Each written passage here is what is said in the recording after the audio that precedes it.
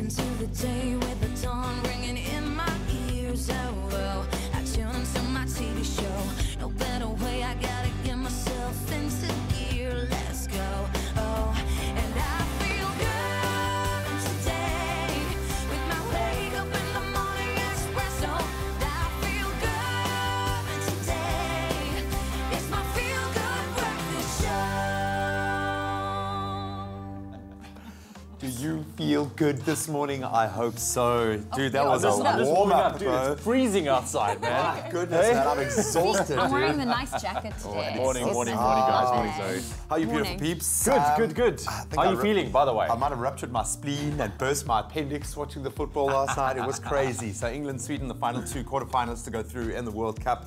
Some amazing action on SABC1, so thank you for that. But just crazy. This has been the craziest World Cup. We're gonna try to wrap our heads around those quarterfinals this Try, morning. the But, key oh word, man, right there. amazing stuff.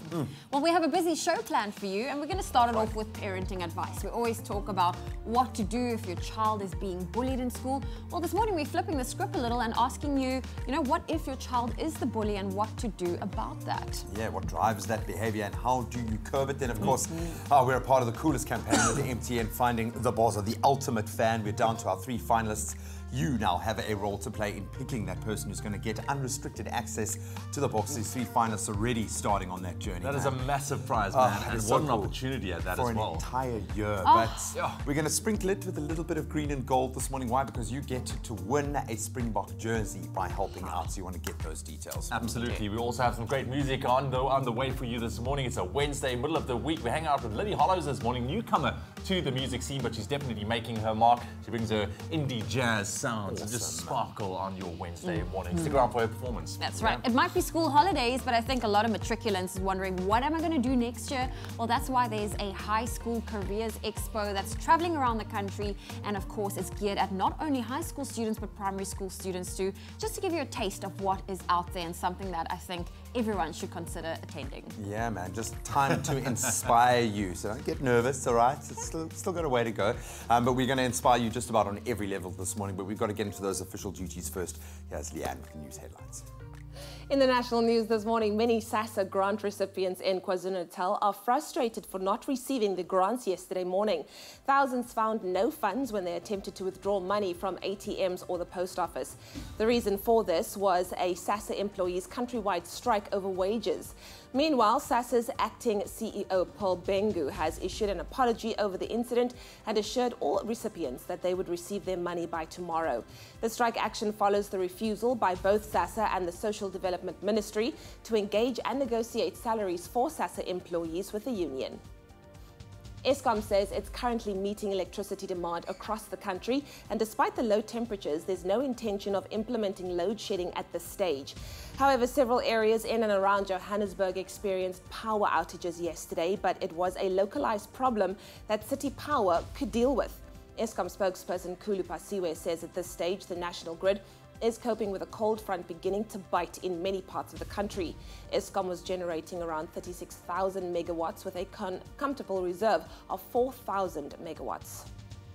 Now moving further abroad, 49 of the 55 member states of the African Union have signed the Continental Free Trade Area Agreement.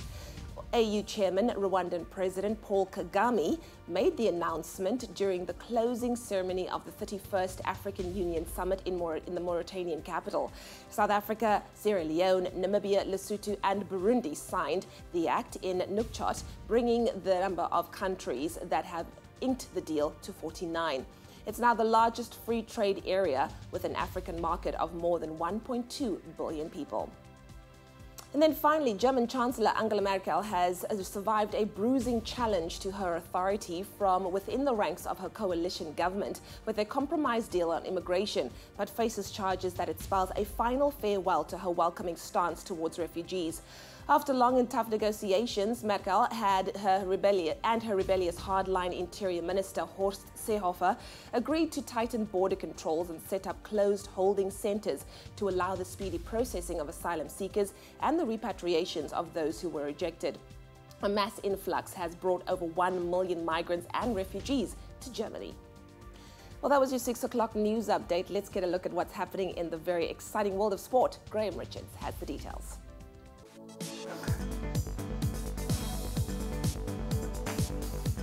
A ridiculously exciting world of sport at the moment. Why? Because the round of 16 at the Soccer World Cup 2018 came to an end yesterday with both Sweden and England securing their place in the quarterfinals. England came out on top in their showdown against Colombia thanks to a 4-3 penalty shootout win. That was after extra time finished at 1 apiece. While earlier in the day, Sweden beat Switzerland by a 1-0. So the quarterfinals kick off for the World Cup on Friday as France tackle Uruguay, while Brazil take on Belgium. And staying with World Cup news, but off the pitch, Germany's Football Association have confirmed that Joachim Low will stay on as head coach of the national team. It was widely expected that the 2014 World Cup winning coach would part ways with the side following their shock group stage exit at this year's showpiece after Group F losses to Mexico and South Korea. Having joined the side in 2006, Low has now extended his contract, and that was a month ago, until 2022. And on to tennis, defending women's Wimbledon champion Garbine Muguruza started her title defense yesterday with a simple 2-love win over Naomi Brody. After a comfortable 6-2 win in the first set, Muguruza had to work a little harder in the second, but the world number 3 eventually saw out the win with a 7-5 second set victory. In other results, there were day 2 wins for the big guns, Rafa Nadal and Novak Djokovic, along with Angelique Kerber. And some big news in cricket. Current International Cricket Council Chief Executive David Richardson has announced that he will step down from his position next year. Having been in that position since 2012, the former Proteas player will now retire when his current contract expires at the end of the 2019 Cricket World Cup. Richardson was promoted to Chief Executive after becoming the very first General Manager of the ICC back in 2002, so quite a tenure. We'll delve a little deeper into all that World Cup action in a moment, so stay tuned for that. Right now, let's see what the weather has in store. Book flights from 499 Rand, only on travelstar.co.za. Right, well, it's all nice and early on your Wednesday morning. Let's quickly take a first look at your weather and your temperatures, and it looks like still very chilly conditions across most parts of the South Africa this morning, and your maximums also staying nice and cool. So what can I say? Stay warm, South Africa. Polokwane 4 minimum with a maximum 18. Mbombela on a 5 minimum, your maximum 22. Pretoria 5-17. Johannesburg 3-15. Mahikeng 5 and a high of 19 degrees. Klerksdorp 2-17. Kimberley -1 this morning with a maximum 16. Bloemfontein very cold, -5 and a high of only 15 degrees. Richards Bay 11-22. Pietermaritzburg 4-19. Durban 14-21. Mthatha starting off on 1 minimum, your maximum 19. East London 8 and a high of 20. Cradock -2 and a high of 16. Port Elizabeth starting off on 8 minimum, your maximum 19 degrees. George 6 this morning and 17 later on today. Sutherland -1 and a cold maximum of 8 degrees. Cape Town 9-16. Worcester 2-17. Springbok 7-16 and Uppington starting off on 2 degrees minimum, reaching a high of 18 degrees. That's a wrap of your weather and your temperatures for the 6 o'clock bulletin. We'll keep you updated as always throughout the course of your morning. I'm back just after 6:30 with another update.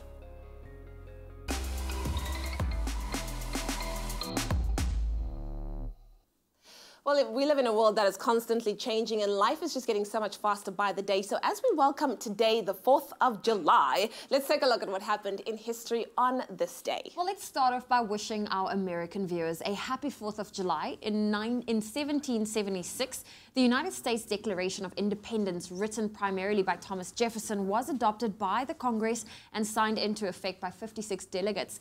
Now, Independence Day is one of the most celebrated days in America, so a happy 4th of July to you. And one of my favorite movies, Independence Day, love it. Now, in 1862, Lewis Carroll told 10-year-old Alice Little a story that was the inspiration behind the popular story of Alice's Adventures in Wonderland. Oh, very sweet. And in 2004, Philip Rabinowitz, a South African runner, set a new world record by running the 100 meters in 28.7 seconds at the age of 100.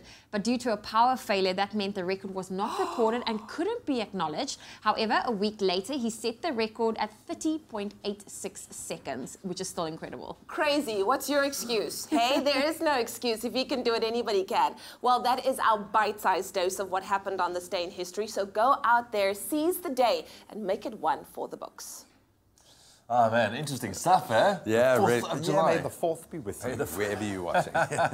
Listen, we're going to take a very quick break. Don't go anywhere. When we come back, it's all about parenting advice. And it's a big one this morning. what to do if your child is a bully, because I think most oftentimes that as parents you don't even realize or recognize it. So what to do? We have our family therapist and social worker joining us this morning. Then I kind of felt Colombia were bullies on the field last night against England, but of course England booking their place in the quarterfinals. We'll get into that World Cup drama in just a moment. Don't stray too far. Only you can make my day.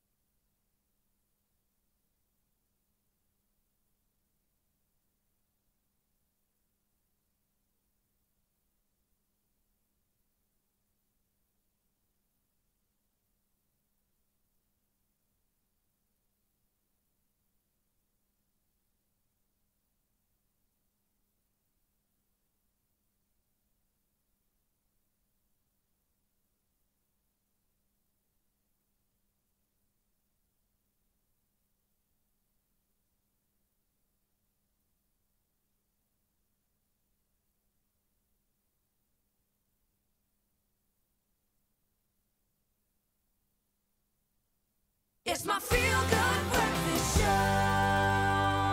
Welcome back to your Feel Good Breakfast Show. It's Expresso right here on SABC3. Time for us to head over to the socials. Come on, let's go check it out. Today is Wednesday Wisdom. Yes, hashtag that. And we want you to share some inspirational quotes with us this morning. Shall we get into it? Let me maximize the screen here. Vincent says, if you want to be respected, respect yourself too. I like that. Donna says, be you. If people don't like it, find people who do. Come on. Ramakona says, if it's a positive action and will change the world, do it to the best of your ability. Kevin, never give up, because you never know if the next try will work. Hashtag good morning. Leon says, so could I wanted my shirt. It wasn't.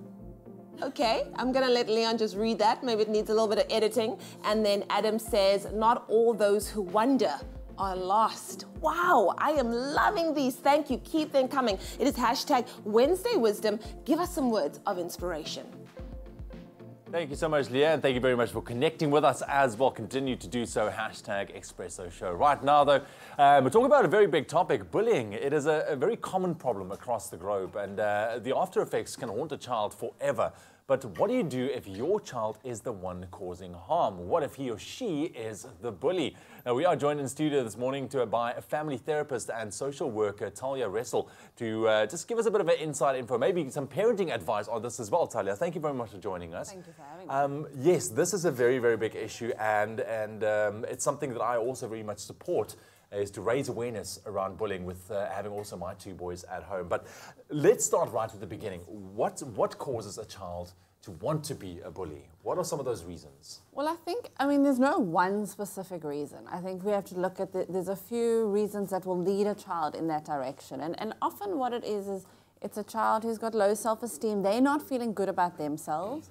We get children who have experienced difficult times themselves. Maybe they've been bullied, maybe they've witnessed violence or unhappiness, and they want to try deal with their emotions by causing other people pain. They think, then I'll get back to them.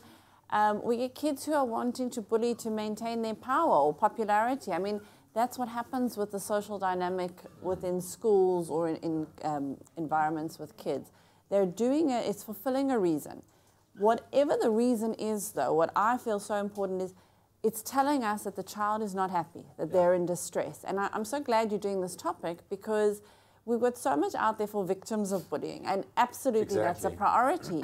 But the child that's doing the bullying needs our help just as much. There's a reason that they're doing the bullying, and we need to try and support them to address it in a better way. And as soon as possible as well, because taking that Absolutely. behavior into adulthood as well can spell disaster for his or her own life as well. Absolutely. When it comes to the parents, is it normal for parents maybe to go into denial, become very protective once they recognize maybe some bullying behavior, trying to just, turn heads the other way? Yeah, well, absolutely. No one wants to think that it's their child. It's your baby. It's your baby, and also it doesn't mean you're an awful parent. So I think it's very common for parents to get that shock. It's usually you finding out by another source, like whether the school or another parent's called you. But after that moment of shock, we have to take a deep breath. I'm a parent myself. I don't want to think my little babies are capable of anything else than perfect behavior. But they are, and they act different in different environments. So when you get that moment, take a breath. Just catch yourself. You can give yourself a few minutes to say, listen, okay, I'll get back to you. And then try and consider that your child is different to when they're around you. They act out in different ways, and they're not all bad. I mean, bullying behavior does not mean that your child is evil or a bad child. It means that they're trying to deal with some emotions in a less helpful way. Exactly. Maybe there is something happening at home that you as a parent are not aware of, and that translates into your kid, showing some certain behavior as well. So once you've recognized as a parent and you've taken that breath, what do you do? What is the first step in addressing the problem of your child being a bully? I would say first listen. So hear what the other sources are telling you once you've had that breath. Process. Yes, process. Give yourself a moment. Phone somebody and vent. But then go to your child when you're calmer and speak to them. You want to ask them why. So you're not coming in critically, blaming, judgment, because it's so important that we separate the behavior from the child. We're not happy, it's not okay with that behavior, but it's not about that child. Because if we shame them and criticize them, we're going to make the problem worse. So you're going to talk to them, you're going to try and find out why, what's driven that behavior, what has led them to it. There's almost always a reason for that behavior. Exactly. At the end They of the might day. not know it, they might not be able to say it straight away, but our role is to try and help them. And then the second part of that would be consequences. Yes. Very important. There has to be consequences to this behavior because we're teaching them that it's not okay. And that would need to be a clear consequence, logical, direct, and also in relation to that behavior, their age, the context. So I can't say this must be the consequence, but you need to figure out what it is. Awesome. Talia, thank you very much for joining us this morning. We are going to be continuing this discussion a little bit later on this morning. But if you want to weigh in on top of this conversation, you're more than welcome to connect with us on our social media pages as well. Use that hashtag Expresso Show. And if you have anything on your mind, please share that with us. We'll be back with Talia in just a bit. Oh, baie dankie, Strydom. Well, we're about to play a little game that we love to do every Wednesday. We're testing your entertainment knowledge. Is it on point? Then this game is definitely for you. It is our Emoji charades game that really will test your skills. We are asking, is it a movie, a TV show, or a song? How many words is in the title? Well, let's have a look. We have a few emojis for you, and don't worry, we'll also give you a couple of clues to help you out. Okay, so here we go. We know that it's a movie, right? There's one word in the title. There's a strong arm, and there's a boxing glove. Come on. And my boo child, my baby boy, is in this. Is this now Michael B. Jordan? Hey? Is it him? Sorry, let's well, no, I'm kidding. All right, so this is a sports drama film that was released in 2015. It was directed by Ryan Coogler and is a spin-off to the Rocky film franchise. The sequel to this film will hit the box office in November 2018. You know where I'm going to be, front and center, watching it every single day and twice on Sundays. There we go. Just to support my man. Well, I hope I didn't give away or unnecessary clues, but let us know which movie you think it is. Head on over to our social media pages, that's Facebook or Twitter, and remember that hashtag Expresso Show and try out our Emoji charades game.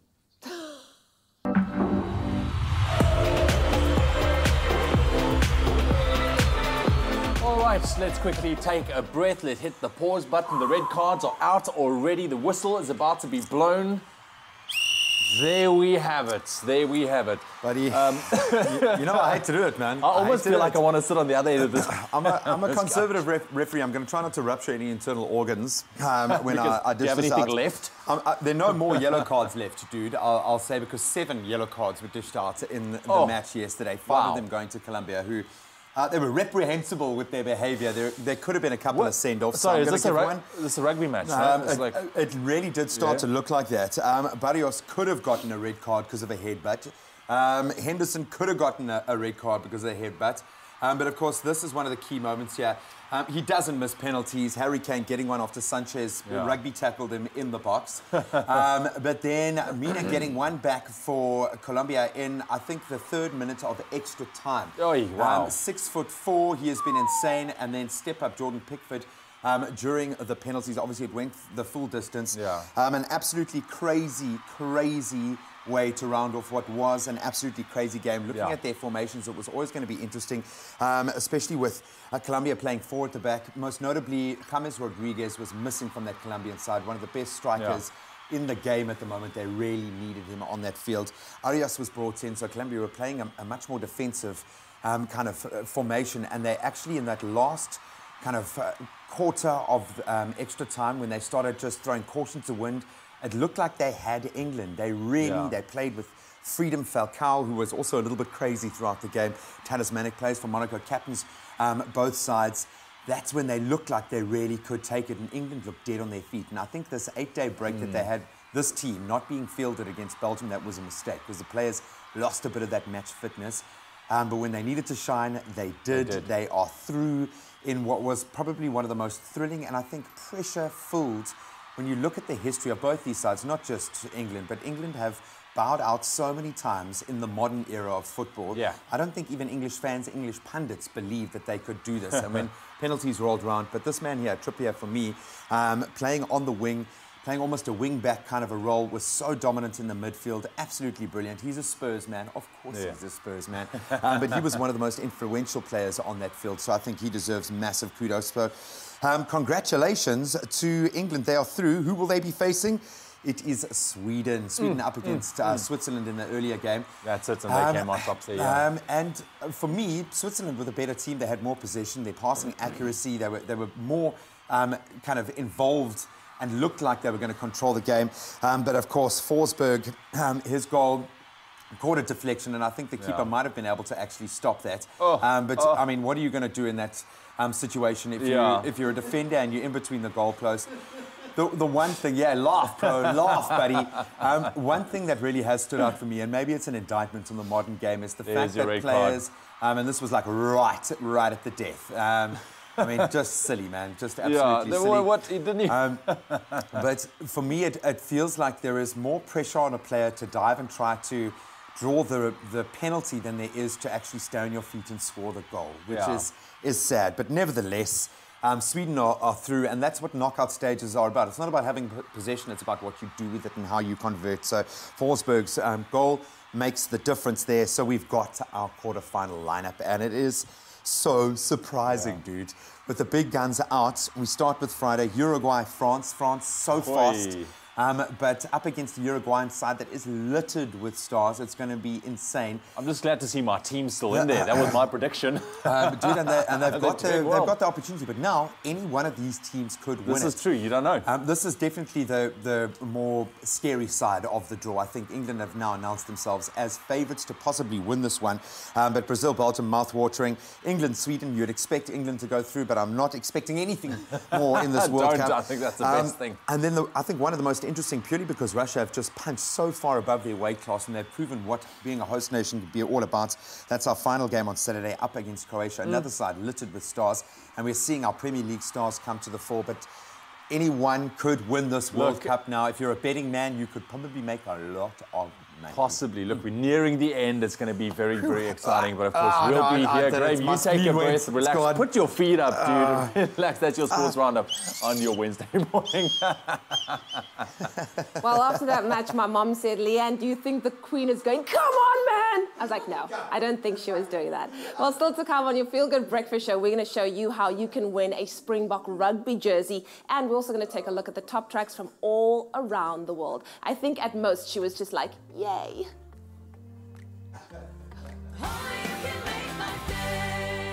This Thursday, Presenter Search on 3's Top 10 get the challenge of presenting a travel feature at a leading resort on the Vaal River. You stand the chance of winning a 2-night family getaway at this exciting destination. The prize includes breakfast and dinner vouchers, a game drive and entrance to their water park. Catch every detail as Presenter Search on 3 continues, Thursday at 8:30 p.m. on SABC3. The stage is yours.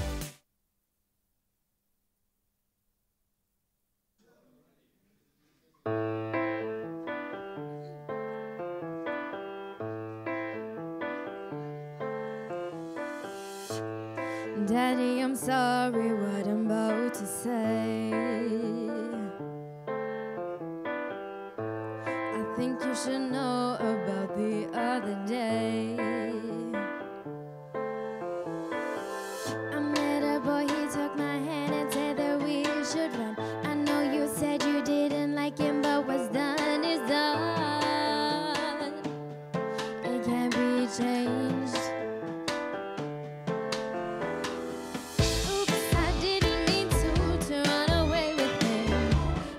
Just the right person, right place, right time. Oops, we closed our eyes, but I think we wanted more. What are we waiting for? Daddy, I'm gone.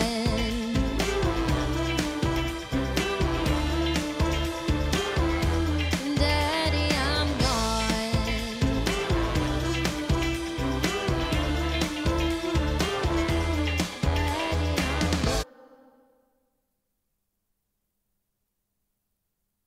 It's my feel-good breakfast show.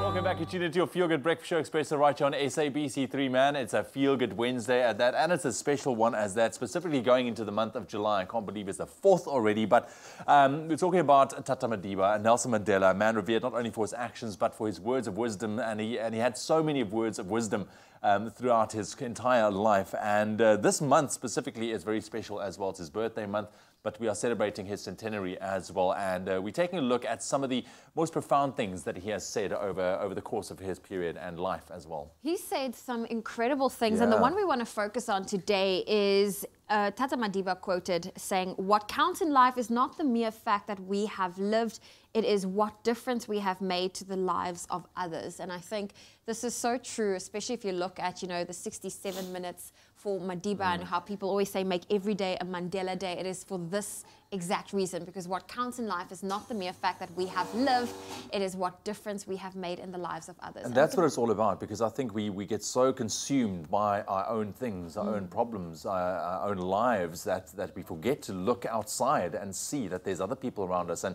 we're not talking about a massive thing that you need to go out and do, but it starts with something small. In fact, he also said something in that lines of, start with something small. A good morning, a hello, a smile. Yeah. Be friendly, be kind to one another. So that's what we have for you this morning. You'll definitely be surprised how something small can mean so much to someone else. Absolutely. Continue living in Tata Madiba's spirit. We'll bring you another quote, another inspirational word of wisdom or two tomorrow. In the national news this morning, many SASSA grant recipients in KwaZulu-Natal are frustrated for not receiving their grants yesterday morning. The reason for this was a SASSA employees' countrywide strike over wages. Eskom says it's currently meeting electricity demand across the country, and despite the low temperatures, there's no intention of implementing load shedding at this stage.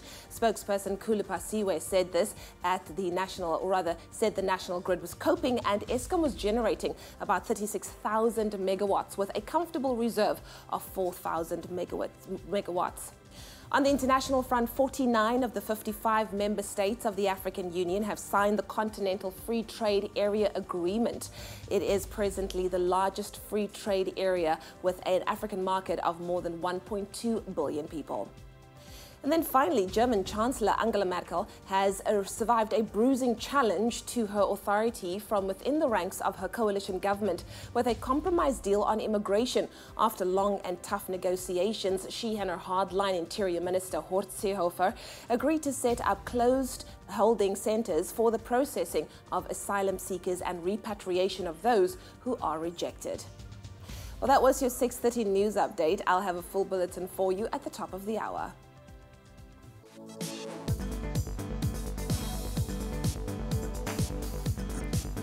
Let's kick it off with the World Cup. The round of 16 at the Soccer World Cup 2018 in Russia came to an end yesterday as Sweden and England secured their place in the next round.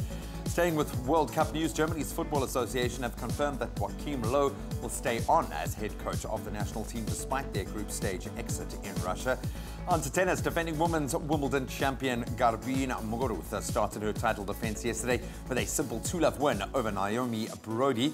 Then in cricket, current International Cricket Council Chief Executive, South African David Richardson, has announced that he will step down from his position at the end of the 2019 World Cup. More on all of those stories on the top of the hour. Right now, let's see if the roads have woken up.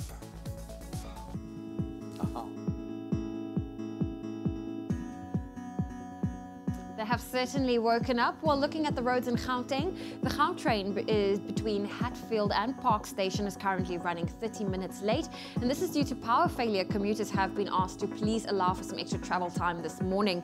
Then moving to the Western Cape and Steenberg, in Military Road, roads have been closed to traffic. That's between Flora Road and Allenby Drive due to protest action, so please make use of an alternative route this morning. I'll bring you another update in half an hour. More than a club, more than an appliance brand. Defy.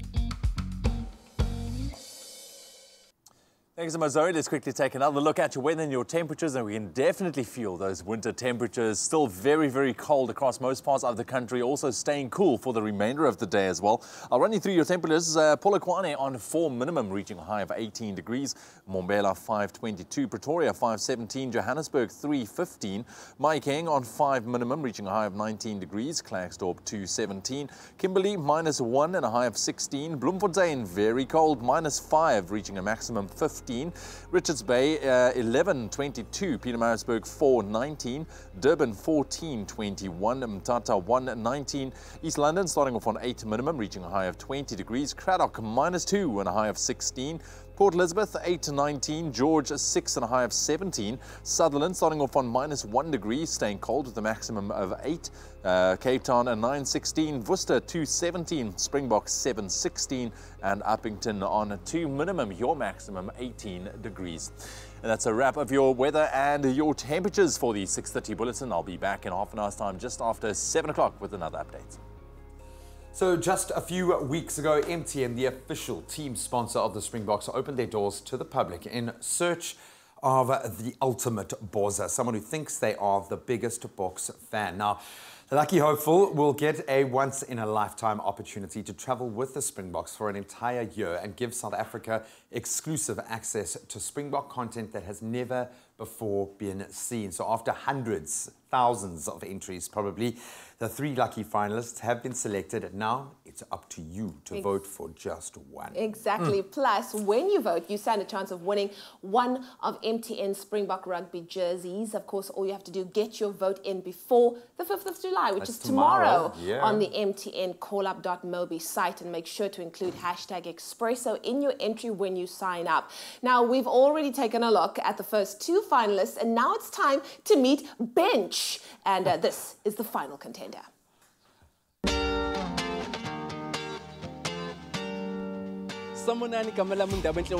But you can call me Bench. I'm super excited to be the 3rd finalist in the MTN Bozza competition. Big day today, about to go out to Canal Walk and meet all the Bozza fans. Let's have a good time. Boka on 3. 1, 2, 3, Boka.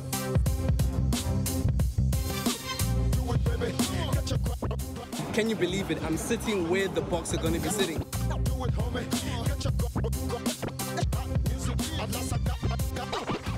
What's up, guys? I'm here with Billy To show you how they answer the call. Let's make some noise for the Boks! Yo, guys, what a crazy day it's been.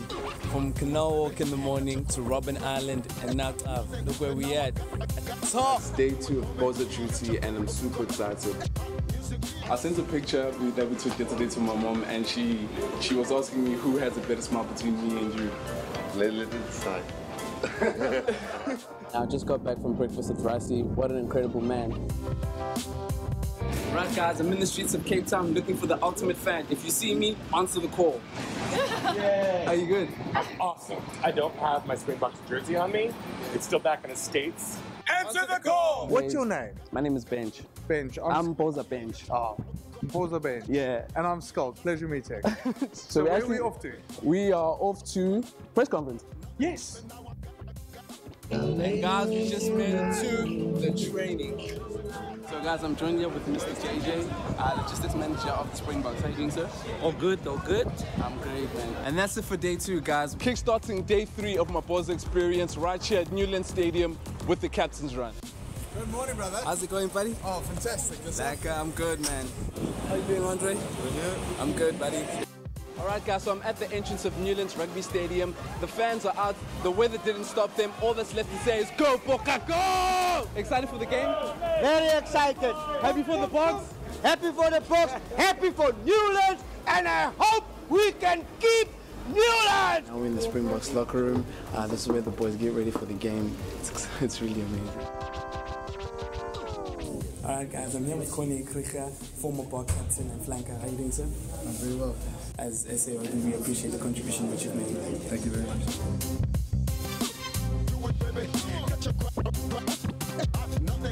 Alright guys, so we've come to the end of my Boza experience, and what a time. An incredible time, the best week of my life basically. From me, I'd like to thank you guys for retweeting, liking, having a laugh with me and dancing. It's been an amazing ride. Hope to be your next official Boza. So thank you so much, and we out. Peace.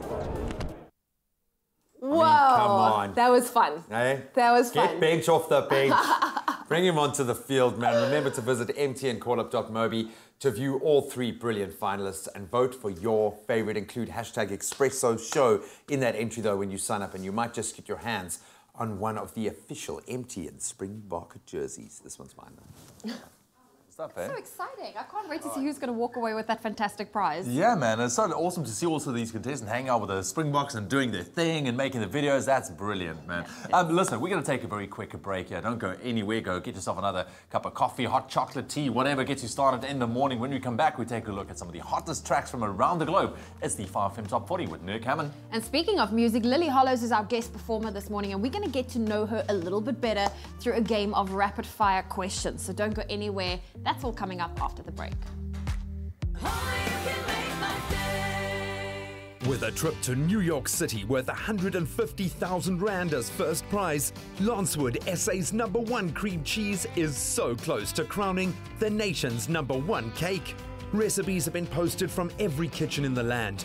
And come July 5th, celebrity judges Zola Nene, Jay Something and Lorna Masaku will host the 3 finalists in a live cake-off on SABC3's Expresso Morning Show to decide who will bake it all the way to the Big Apple.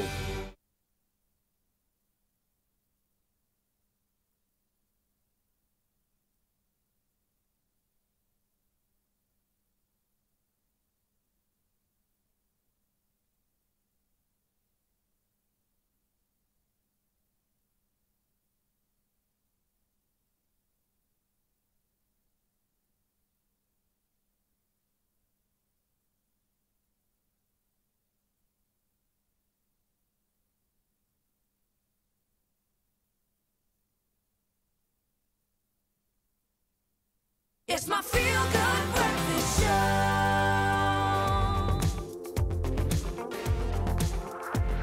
Welcome back to your Feel Good Breakfast Show. I promised you it would be a quick break. I hope you filled up those coffee cups. Time for us to find out what's happening with our local stars. Well, actress Nomzamo Mbata has seen dark times behind the scenes, namely the loss of some of her family members. Now, according to an Instagram post by the Isibaya star, tragedy almost fell upon her again while she was working at the BET Awards in Los Angeles last week following the attempted robbery of her sister, Wendy Mbata. Now, Nomzamo shared how her sister bravely fought off the 2 male attackers who wanted to steal her valuables. In her caption, she said, "Last week, whilst in LA, I received a voice note from my baby brother telling me that our sister had been mugged and attacked. Her car broke down at around midnight in the middle of nowhere, and 2 guys approached, offered to help her. Long story short, she had to wrestle for her life when the attacks came." Nomzamo has lost 2 sisters and is thankful that God kept Wendy alive. Sure. So we're really, really happy that she is safe. But it's so sad to think I don't that, like hearing stories like this. yeah, especially really because don't. we know her. I mean, Yeah. Nomzamo is such a beautiful part of our family. I mean, she's one of South Africa's most loved daughters, and for this to happen to her, it really hits home. So Yeah. we're just happy that it all it all was that the sister's safe at the end Yeah, of the day. they're safe. But yeah, like you said, very sad that this happens. And this is just bringing you back to what we spoke about earlier with regards to our Mandela Monday quote, you know, talking about being kind to one another. And this is exactly what he was speaking about. Yes, we suffer, we have difficult circumstances, but we still need to be kind to each other and respect each other as well.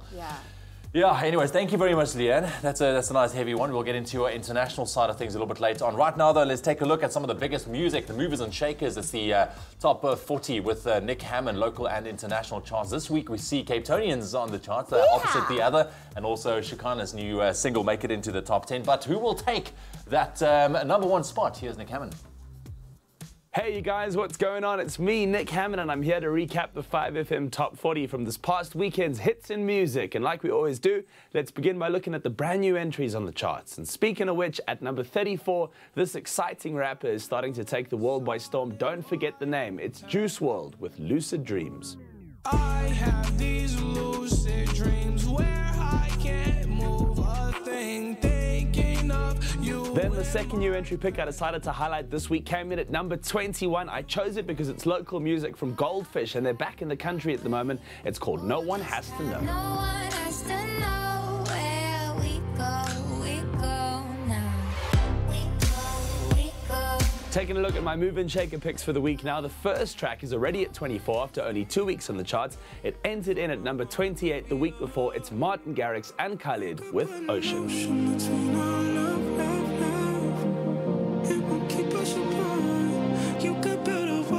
The second move and shaker pick that I've decided to go for this week is another re-entry onto the charts. It comes in just one position ahead at number 23 out of Cape Town. This is Opposite the Other with Everybody Knows. And everybody knows, yeah, everybody knows it. Getting into the top 10 right now on 5FM, beginning at number 10. This is relatively new music from Marishan and Shakina. It's called Different.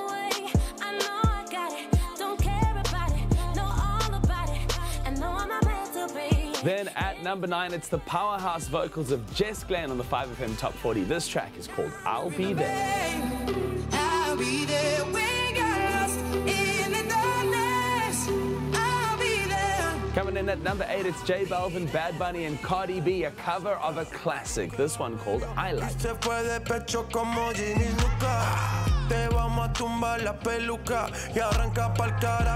Sitting at number 7 for 2 weeks in a row on your top 40 this week, it's Demi Lovato and Clean Bandit with So.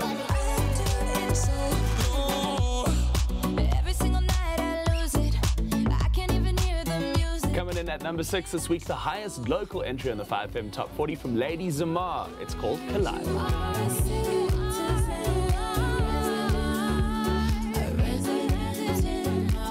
Calvin Harris and Dua Lipa have re-entered this week into the 5FM Top 40 in the top 5, which seldom happens. At number 5, this track is called One Kiss. I just wanna feel your skin on mine. Feel your eyes do the exploring. Then at number 4, it's a former number 1 and 9 weeks in total on the charts, Ariana Grande. It's called No Tears Left to Cry.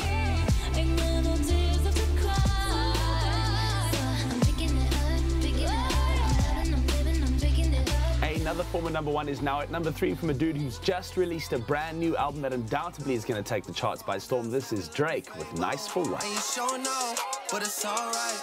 And you showing off, but it's alright. It's a short life, yeah. This one taken off the soundtrack from 13 Reasons Why Season 2, of which this singer is an executive producer. It's Selena Gomez on 5FM with Back to You. If I could do it all again, I know I'd go back to you. Guys, thank you so much for watching. Make sure you keep listening to me, your favorite radio presenter, Nick Hammond, from Monday to Friday, 9 to 12 on Hammond Time. And, of course, every Saturday, 10 a.m. to 2 p.m. as together we find out which song goes to number 1 on that 5FM Top 40. And speaking of which, this past weekend, it soared there after only 2 weeks on the charts. It's Maroon 5 and Cardi B with Girls Like You. 'Cause girls like you run around with guys like me till sundown. When I come through, I need a girl like you, yeah, yeah. And there you have it, number 1 on the 5FM Top 40 local and international charts. Now let's get our introductions out of the way. Lily Hollows, how are you doing, sweet thing? I'm well, thank you. Yourself? She's been like so nervous about this. It's not like a real test, okay? It's an easy thing. Do you know what? Earlier when we were doing our Mandela quotes, I caught you having a little moment, smiling at the screen, and well, you can tell a lot about a person in those quiet moments. So you're a champion, so put it there first of all. Awesome, awesome girl, but we don't know anything about you. So today we're going to find out, are you up for a game of rapid fire? I am up. You've got to be honest though, eh? Blatantly honest. You've got to Okay. think quick. We've got a lot of questions, over 30 questions to get through in 60 seconds. So I need laser-like focus. Are you ready? I'm ready. And we start in 3, 2, 1. Morning person or night owl? Morning person. Favorite word? Hemoglobin. Nice. Your alarm goes off. Do you snooze or do you get up? I try and get up. Cats or dogs? Cats. Ryan Reynolds or Ryan Gosling? Ryan Gosling. Bungee jump or abseiling? Bungee jump. Facebook or YouTube? YouTube. Casper or AKA? AKA. Who is the last person you messaged and what did it say? I messaged my brother and I said, whoop-de-doo or something like that. That's bizarre. Most used emoji? The one with the closed eyes. One with closed eyes. I don't even know what that means. Beyonce or Adele? Beyonce. 60s or 90s? 60s. Always early or always late? Always early. Meghan Markle or Kate Middleton? Meghan Markle, yes. If not a musician, what would you be? A theatre kid. A theatre kid. Annie, basically, she's saying, okay, I'm going to ask one more, okay. Run the comrades or free swim with sharks? Free swim with sharks. I've done that, and I agree with you. That was really, really good. You got through a lot of questions. I felt that there was a lot of honesty going on there. The smiley face emoji thing, what's sleep emoji? It's the one with it has these things. Is it blushing or is it, how do you feel when you send that emoji? What does it mean? It means anything. That's the beauty of it. It's provocative. Thank you so much for coming to visit us. Really, really awesome to connect with you. I kind of get a sense that you are just at the beginning of something really special. Does it feel like you've kind of engaged with the industry yet, or does it still feel really fresh? How are you feeling? Because things are moving pretty fast for you now. It is moving quite fast. I think it's still very fresh. There's still a lot. There's always much to learn. So. And that's, I think, a really good attitude to have. Daddy, I'm gone. It seems sad. It seems emotional. Clearly, family is really important to you in that sense. Explain the title. What does that mean? The whole concept of it was about the youth and how having a support system is very important and a very good relationship with your parents. Otherwise, you get that sense of defiance in the youth. And I wanted to highlight that because I was going through a very rebellious stage with my father. And then I felt very sheltered, too smothered. And I wanted to engage with people who feel the same. Is this something that you use your music for? Is it a personal thing where you're able to process through lyric, through performance, through writing these sorts of things? Or is it something that you want to offer the rest of the world? Because I can guarantee you right now there are other young women going, I know exactly what you mean. I feel it. How do you approach your music? Or where does that inspiration come from? It's definitely, it's personal, but I also want to make my personal story relatable and touch people through my music.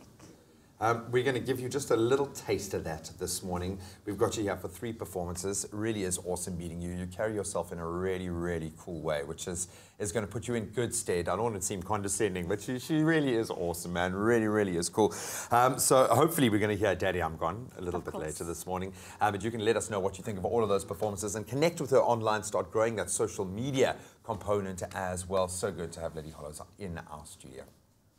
Well, let me just tell you, Friday is going to be next level. It's going to be lit. Now, remember how Presenter Search announced their top 10 last week?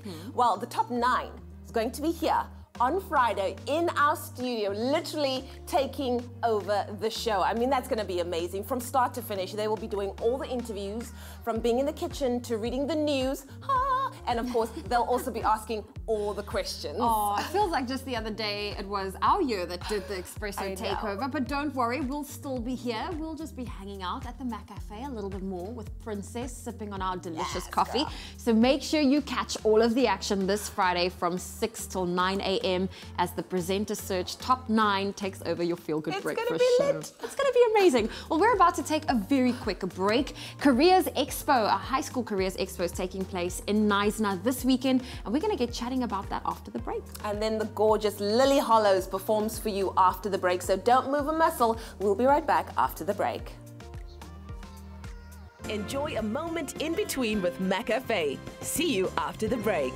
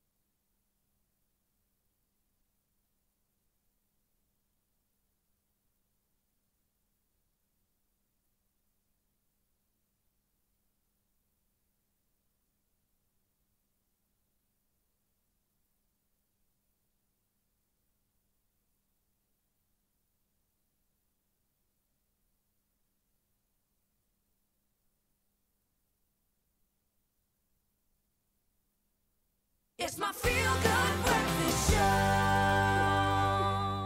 Welcome back to your feel-good breakfast show. It's Expresso. I promise you a very quick break, and we are back. Time for us to take a look at what's trending, all of those funny, interesting, and random things that we've stumbled across on social media. And I just love the fact that people kind of get creative with this as well. Now, we've shown you this first video before, but this is an updated version, all right? Someone on the internet realized that this dog, strange parts, what this dog is doing, would work perfectly in a minor pitch, and he composed a song to go along with it. It is quite funny. Let's check it out quickly. Remember? Oh my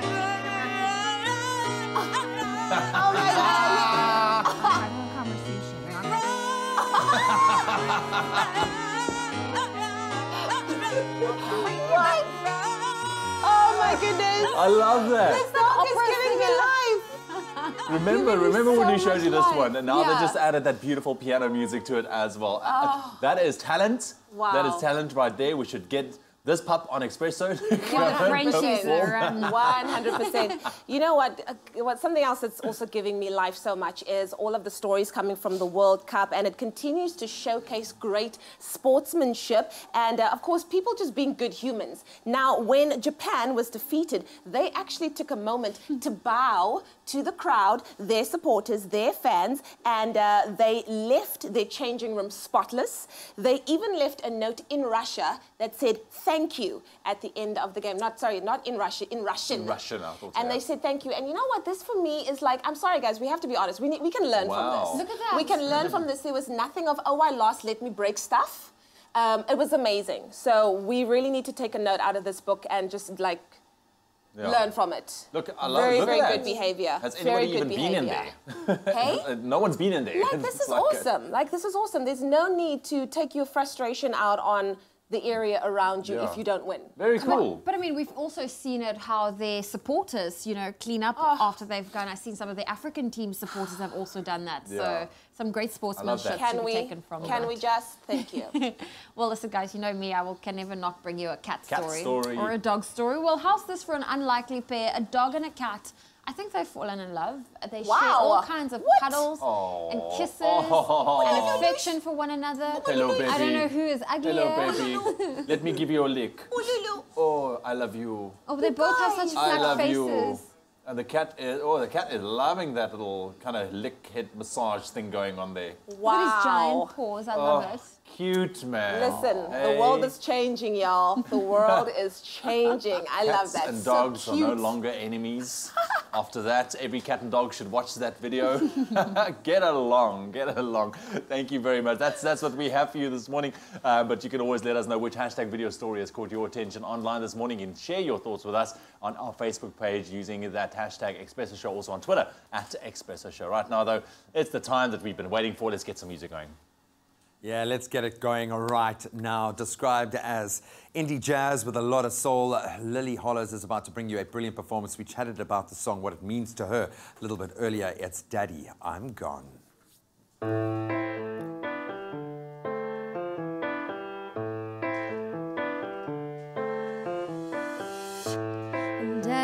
sorry what I'm about to say.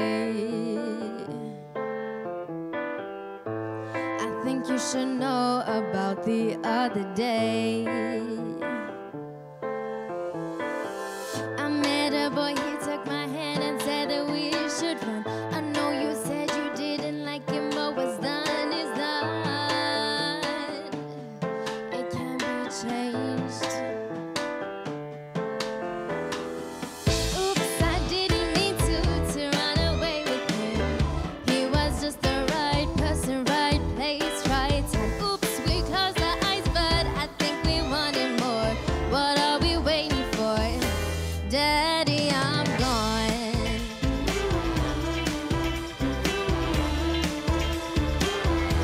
Daddy, I'm gone.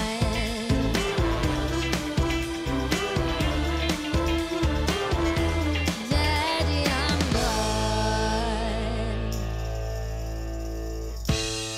Baby, don't worry, we can be discreet. Under the willow is where we'll meet. If Daddy gets suspicious, we can always pay the fool. I'll just say he never told me he could be this cool. And how he's changed. Oops, I didn't mean to run away with him. He was just the right person, right place, right time. Oops, we closed our eyes, but I think we wanted more. What are we waiting for? Daddy, I'm gone.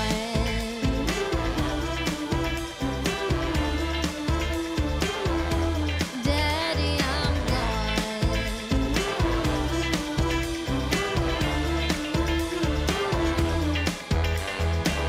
Oops, my daddy knows it, he doesn't seem impressed. I guess he should've guessed, Oops, I kinda like it, love playing strategy. So baby, follow me, follow me, follow me. I didn't mean to run away with him. He was just the right person, right place, right time. Oops, we closed our eyes, but I think we wanted more. What are we waiting for? Daddy, I'm gone.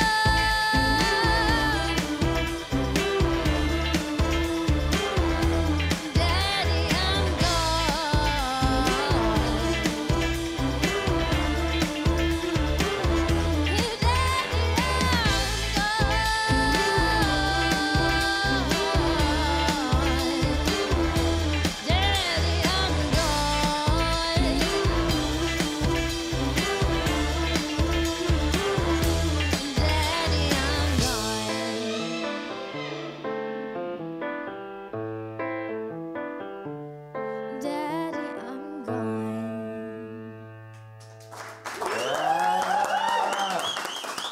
How did that feel? It felt good. It sounded amazing. Thanks. Awesome groove, really, really cool song. There's something undeniable. I have to ask, who influences you? Does someone influence you? How do you kind of put yourself in a genre with that kind of music? I think Corinne Bailey Rae, Michael Bublé, obviously. That kind of. That vibe, there's something really upbeat. The tempo is radio friendly. You're taking something very old school and dressing it up as something very new. That is awesome. That's a winning formula. At Lily Hollows is where you can find her online. Go and show her some love. And of course, show her some love on our social media platforms. At Expresso Show is the handle to use. Awesome. Smashed it. In the national news this morning, many SASSA grant recipients in KwaZulu-Natal are frustrated for not receiving their grants yesterday morning. Thousands found no funds when they attempted to withdraw money from ATMs or the post office. The reason for this was a SASSA employees' countrywide strike over wages. Meanwhile, SASSA's acting CEO Paul Bengu has issued an apology over the incident and assured all recipients they would receive their money by tomorrow. The strike action follows the refusal by both SASSA and the Social Development Ministry to engage and negotiate salaries for SASSA employees with the union. Eskom says it's currently meeting electricity demand across the country, and despite the low temperatures, there's no intention of implementing load shedding at this stage. However, several areas in and around Johannesburg experienced power outages yesterday, but it was a localized problem that City Power could deal with. Spokesperson Kulupasiwe says at this stage the national grid is coping, and with the cold front beginning to bite in many parts of the country, Eskom was generating about 36,000 megawatts with a comfortable reserve of 4,000 megawatts. Now moving further abroad, 49 of the 55 member states of the African Union have signed the Continental Free Trade Area Agreement known as the AfCFTA.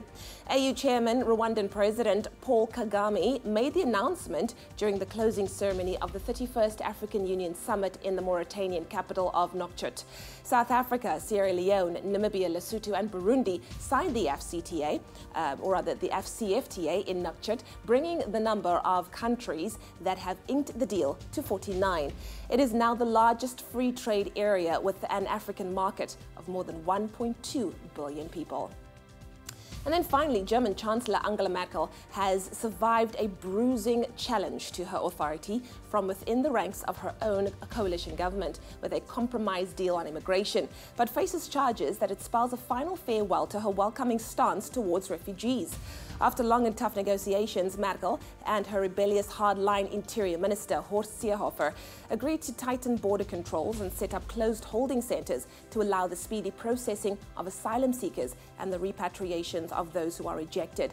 A mass influx has brought over 1 million migrants and refugees to Germany.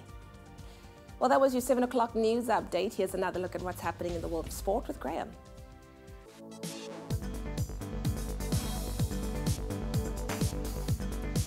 We're now down to the last 8. The round of 16 at the Soccer World Cup came to an end yesterday as Sweden and England secured their place in the next round.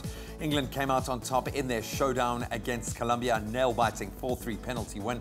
After extra time, it finished at 1 apiece. While earlier in the day, Sweden beat Switzerland by 1-0. So the quarterfinals of the World Cup 2018 kick off on Friday as France tackle Uruguay and Brazil take on Belgium. And staying with World Cup permutations, Germany's Football Association have confirmed that Joachim Löw will stay on as head coach of the national team. It was widely expected that the 2014 World Cup winning coach would part ways with the side following their shock group stage exit at this year's showpiece. It was after Group F losses to Mexico and South Korea. Having joined the side in 2006, he has indeed extended his contract. That happened a month ago until 2022. Then on to tennis. Defending women's Wimbledon champion Garbine Muguruza started her title defense yesterday with a simple 2-love win over Naomi Brody. After a comfortable 6-2 win in the first set, Muguruza had to work a little harder in the second, but the world number 3 eventually saw out the win with a 7-5 second set victory.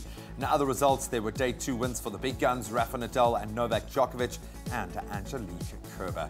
Then finally on to cricket. Current International Cricket Council Chief Executive David Richardson has announced that he will step down from his position next year. Having been in the position since 2012, the former Proteas player will retire when his current contract expires at the end of the 2019 Cricket World Cup. Richardson was promoted to Chief Executive after becoming the very first General Manager of the ICC back in 2002, so quite a tenure.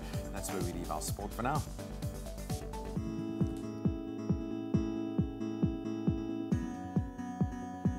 Well, let's take another look at the roads in the Western Cape and Athlone. There's congestion building on the N2 inbound. It's between Jakes Hadwell Drive and the M3. An average speed of only 15 kilometers an hour has been recorded with delays of up to 25 minutes. This is due to a stationary vehicle at the Mowbray Road obstructing that ramp lane, so you can expect delays. I'll have more for you in half an hour. Turning air into pristine, clean drinking water. Cirrus Water, the future of sustainable drinking water. Taking a quick look for your weather and your temperatures on your Wednesday morning. So far, it's been a very, very cold weekend. Those cold temperatures are set to continue going into your Wednesday. Very cold temperatures throughout most parts of the country this morning, reaching also cool maximum temperatures. KZN seems to be a little bit warmer this morning, but I'll run you down quickly. Polokwane 4 minimum with the maximum 18. Mbombela 522. Pretoria 517. Johannesburg 3 minimum, your maximum 15. Mahikeng 5, 19. Klerksdorp 2 minimum with a maximum 17. Kimberley -1 and a high of 16. Bloemfontein very cold this morning, -5 and a high of 15 degrees. Richards Bay 11, 22. Pietermaritzburg on 4 minimum, your maximum 19. Durban 14, 21. Tata 1 and 19. East London 8 and a high of 20. Cradock -2 and a high of 16. Port Elizabeth 8 and 19. George 6 and a high of 17 degrees. Sutherland -1, staying cold with a maximum of 8 degrees. Cape Town 9, 16. Worcester 2, 17. Springbok 7, 16. And Uppington 2 minimum and your maximum 18 degrees. Stay warm, South Africa. It is nice and chilly for your Wednesday. I'll bring another roundup of your temperatures in half an hour's time. Well, time for us to take a look at what's happening on social media. I stumbled upon this hashtag that's trending, cold front. And I've got to say, the internet has no chill, excuse the pun. This one, hashtag cold front. Imagine being in a long distance relationship. When there's a cold front. Pascal says, me in Durban enjoying warm weather and looking down on Gauteng province like. Hashtag cold front. Blue has that permanent look on her face. Hey, that's what happens when Beyonce and Jay-Z is your mommy and daddy. Let's see. Mance's comedy says, Buffet to listen to this pastor. We need pastors like that. We can't listen to that right now. But yeah, basically a lot of people just really taking the mickey out of the cold front and of course making it really funny. Portia saying, I guess we will never fully understand why some of us woke up with runny noses due to hashtag cold front, as cold weather doesn't cause cold/flu. So really go and check it out if you're looking for a little bit of a hashtag cold front starter pack. Thank you, Ricky Rick, making sure that we are sorted. If you're looking for a little bit of a laugh and just, you know, take your mind off the chills, check it out, hashtag cold front.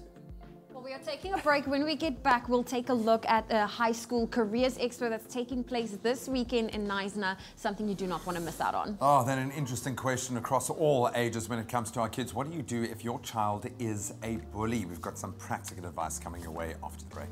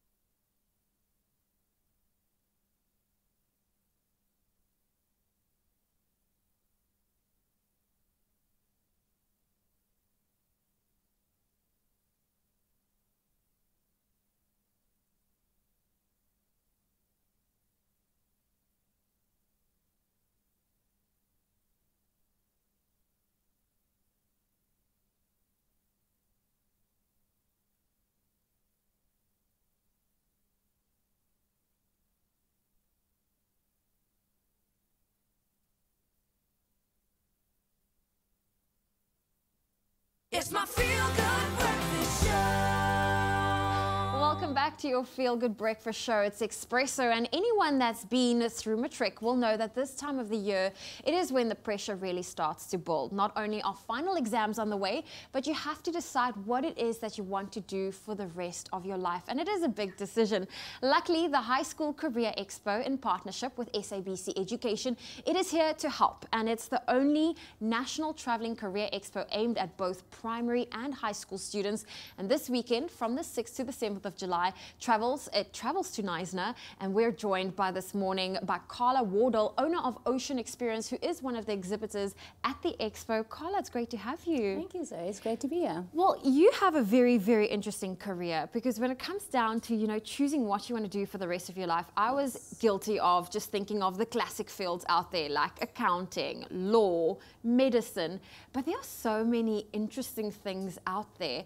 Tell us a little bit more about what you do and how you ended up there. Well, Zoe, just like you, as soon as I finished school, I also didn't know what I wanted to do. I knew that I loved the water, I knew that I loved traveling. So I decided to do my first scuba diving course, and I was just amazed by my instructor and how much passion he had for the ocean, and I was like, I really envy him. So I went and I looked into all the courses, and I realized that you can actually do scuba diving as a career. So I went into a dive center, did all my courses, worked really hard to get to my PADI instructor certification, and before I knew it, my dreams actually did become a reality. I was traveling the world, going to all of these different exotic destinations. I loved the ocean and my passion, and I was teaching people, and just to see how their lives transformed really was amazing for me. So I guess the next step for me was I wanted to come back to my home country and open a 5-star training facility to give other people the same opportunity. I think that's incredible. Yeah. I mean, for me, I always knew I don't want a 9-to-5 one day. Yes. And I feel like, you know, I've gotten that, but what allured you to choosing a career that, you know, allowed you to be hands-on and active and outdoors? Well, exactly the same thing. I also did not want to do a 9-to-5 job. It freaked me out. I love the outdoors. I love interacting with people. I love being in the water, and it keeps you fit and healthy. So, and also it completely transforms your mind, because you get to see this whole underwater world that not many people see. Yeah. It's really incredible. No, it is incredible. What's some of the cool places you've explored underwater? Oh, I've been to Egypt, to Australia, to Europe, even the UK. I mean, it's just different types of diving, which is really amazing. Yeah. And this weekend it is the Careers Expo, the High School Careers Expo, taking place in Knysna. Why would you recommend, you know, people that are in the area, especially primary school kids and high school kids, to attend a Careers Expo? It's really important to go to one of these, because it really, you get to discover that there are so many different exciting career options out there for many different people, and also from all different types of walks of life. And you can actually go and talk to the same people, and, you know, they can give you their experiences and how they got to where they are and what they needed to do. So it's definitely worth going to. It is, and I'm guilty of, you know, being so unsure of what I wanted to do after high school. And so many of my friends, they were so sure, I'm going to study this, I'm going to do this, I'm going to do that. And I felt completely at a loss. So what is your words of encouragement to those who are currently going through that feeling of, I don't know what to do next year, and school, we're approaching the 3rd term? Yes. All I can say is don't worry about not knowing what you're going to do. You just need that one moment in life that just sparks your passion. Once you've got it, just follow it. Don't give up, and eventually you'll be in the same position where you'll be doing something that you really love, and the rewards are amazing, so, and endless. It certainly is amazing. Well, Carla, thank you for joining us. Thank you, Zoe. And sharing your interesting journey. You're going to be at the Knysna High School Careers Expo this weekend. So if you find yourself in Knysna or making your way there for the Oyster Festival, it's taking place the 6th and the 7th of July. Make sure you check out the High School Careers Expo. For more information, you can check them out online. It's their website. It is career-expo.co.za. Those details are currently on your screen, so do check it out. It's all taking place this weekend in Knysna. It's always time to squeeze in a little more footy, and the Flavor Yase Kasi soccer tournament had its Soweto leg last month and saw football lovers come out in their numbers to support this incredible initiative, which is all about celebrating the Kasi style of football and nurturing upcoming talent. One of the things that's guaranteed to bring South Africans together has to be sport. And over the past couple of weeks, the Flavor Yasekasi tournament has been taking place at various venues around Gauteng. And today we get to enjoy the beautiful game in the iconic township of Soweto. The five-a-side tournaments play out from Tembisa and Mamelodi to Garankuwa, Katlehong and beyond. Each tournament crowning a Kings of Kasi team with a 10,000 Rand prize.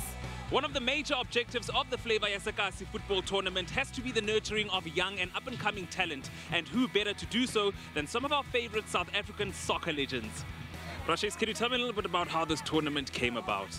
The tournament, it came about brotherhood. It's about bringing the Kasi together. It's a Yasekasi, and it brings us together, a brotherhood. Sheikh has been like a big mentor to us because like he inspires us every day like to push in soccer and be like to push to be playing the Bafana squad also. It's very exciting to be part of the tournament because there are also legends that are here. So yeah, it's a great feeling to be here. One thing that they need to learn from us is how we grew up. I mean, we were noticed playing football, like I see, streetwise, you know, being clever, also schools football. And today we are the legends. You know what, whenever, you know, they see obvious youngsters, when they see like in the party, you know, it's a good motivation for them, you know. I think it's most important because it actually brings the community together. And most important, we are actually building a football culture in our community. It's very important for our youth and to bring that Kasi flavor because it seems like we have lost our Kasi flavor in the township. So we are trying to show these boys how it's done. The Kasi style football, you know, it's more of individual brilliance. And it's not a formal way of displaying your skill. So we don't need like those goalposts. We can just take like 4 bricks to that side, to this side, and the goalkeeper as he would. Or the Kasi football style, I enjoy it because it gives people opportunity to express themselves in terms of ball play. Kasi flavor is our tradition here in South Africa, so we must embrace it. Currently now, it is, for me, it's World Cup. You see, they're playing different kinds of styles, each and every country. So we must start to build our own brand because the Tamayas and Shibobos and the short passes, we must start playing our football. So it is important because it's going to groom the youngsters. The Kasi flavor is important because it's part of our culture and our identity. So we actually need to teach our people how we actually play football instead of actually copying European style. That's our identity, I feel. When I go in now, I want to bring that Shibobonyana, you know, those Samaya wise, so that they can see what we are made of. So yeah, they must just be ready for that. A lot of skills, what is happening, is playing in the small-sided side. So it's not like a big side where you run with the ball. Yeah, you just showcase your skill, dribbling, you know, which is important, which is lacking in current players that are playing now. You don't have skill. This is all about the Kasi. And Kasi, it's about unearthing. Whatever we want to unearth, everything is static Kasi. You know, Soweto Supreme Court was brewed a Kasi. We from Ekasi, different Kasis, but we from Ekasi. The inspiration behind it was Ekasi. So everything that is done by Soweto Gold, inspired by Ekasi. You know, they understand the struggle, they understand the passion, they understand the pride from Ekasi people have. So I think it was a perfect match with Soweto Group. If you know where you come from, it's easier to get to the fantastic destination. Man, I must admit I had such an awesome time at the Soweto leg of the Flavor Yasekasi football tournament. And after seeing all that skill on the field, I think it's safe to say that the future of football in our country is definitely in safe hands. Right, now earlier on this morning we spoke about some of the constructive things that parents can do if your child is a bully, and we're continuing that conversation right now with family therapist and social worker Talia Wrestle this morning. Talia, once again, thank you very much and welcome back. Welcome back. Did you have yourself a cup of coffee? Relax, hey? It's a Wednesday, middle of the week. Lovely. Cool. So bullying is a big issue. A lot of the time there's a huge focus on children being bullied, but not actually addressing the actual bullying and what you need to do from a parent's perspective. So I think first and foremost, what do you feel are some of the signs that a child is leaning towards being a bully? Well, I mean, there's the more traditional sign in terms of if you see that your child gets quite violent or physical, often with other children. But also important to look at is your child struggling to empathize with other children? Really, that is to put themselves in their shoes, to feel bad about their behavior, that remorse. Those are the signs we want to look for. Are their friends bullies? Because if you're hanging out with other children who engage in that behavior, in one way you're associating with that. So that would be a red flag for parents. And I think overall just keeping an eye on changes in their behavior, things that just don't sit right. I believe parents know their kids. So something would give you that little niggle if you feel that that behavior could be a problem. Is there a specific age at what children can start kind of showing these signs and symptoms? Because if I'm taking a look at my boys now, my eldest being 6, you know, he's going to grade 1 next year. Is there a kind of age where children start showing those signs? I think that there needs to be a more developed understanding, because we've got to remember bullying is not being mean or having a fight. Bullying is a very specific behavior that's targeted, it's systematic, there's a power dynamic. So little children, you know, when I hear, oh, you know, the 3-year-old's bullying, well, a 3-year-old can't bully because they're not planning to go and get that child and use that power dynamic. So it is more older.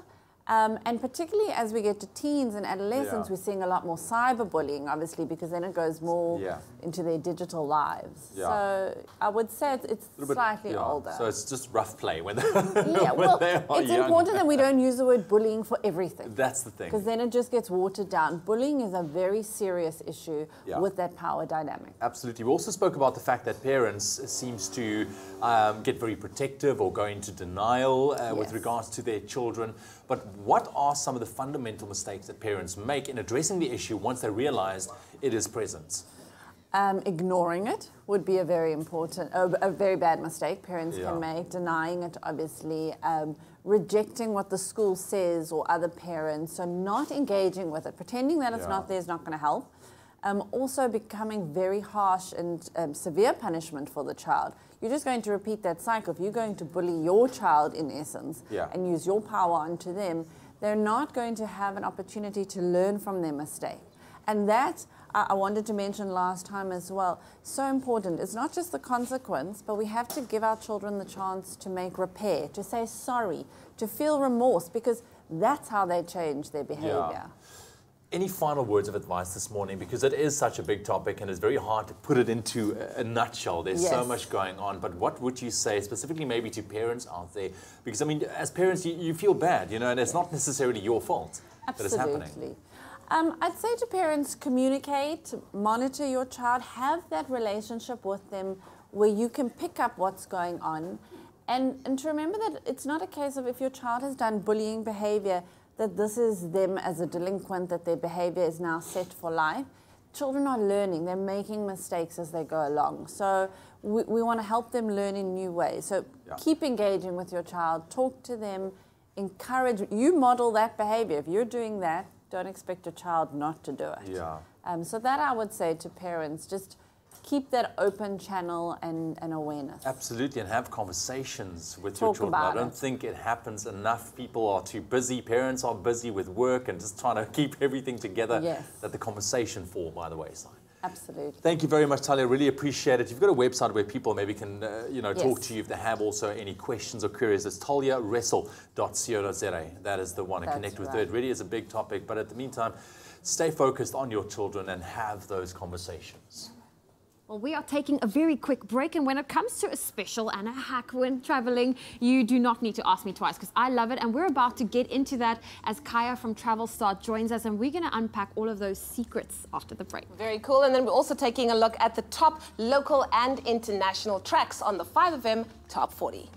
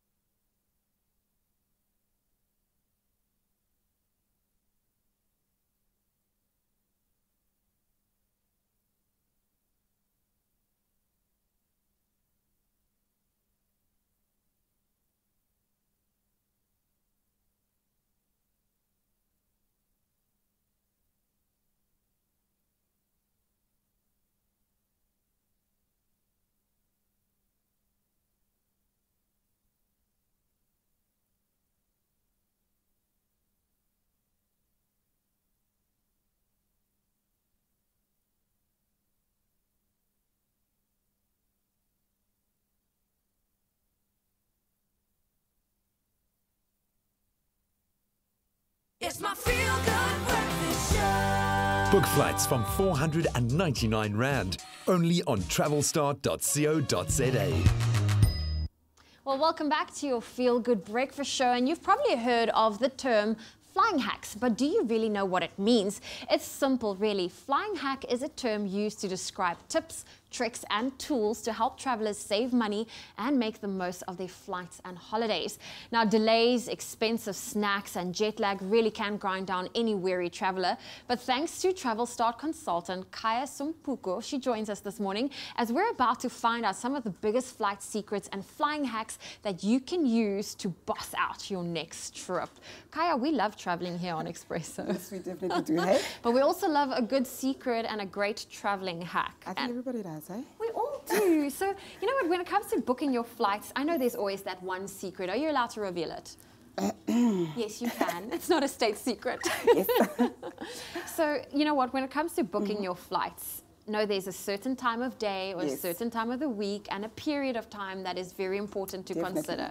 Can you give us the lowdown on that? Definitely would be 6 months in advance, I'd say. A lot of people say Tuesdays because normally the prices, the taxes fluctuate on a Tuesday. Okay. So that also does play a part in booking very early. Okay, so when you say Tuesday, is this now for you leaving on a Tuesday or just physically booking your... Physically booking on a Tuesday. Okay, so it really makes a big difference. And when it comes to, you know, choosing your seat configuration on your flight, what seats is best to book? For me, especially for the long flights, I definitely like a window. And for your short flights, aisle should be better. Just make sure you're more like in the front so that it's easy on, easy off. Yes, and I think a great hack is also to try and see, can you get an emergency exit? Yes. Yeah, try and avoid the middle seat. Especially for the tall guys, they love those. Definitely try and avoid the middle seat. Now, with so many apps available to download, what are some of your favorite apps to, you know, keep handy for when you're traveling to make it so much easier for yourself? For me, for flights, definitely download the Travel Start Flap app. And for your confirmed trips, would definitely be Google Trips.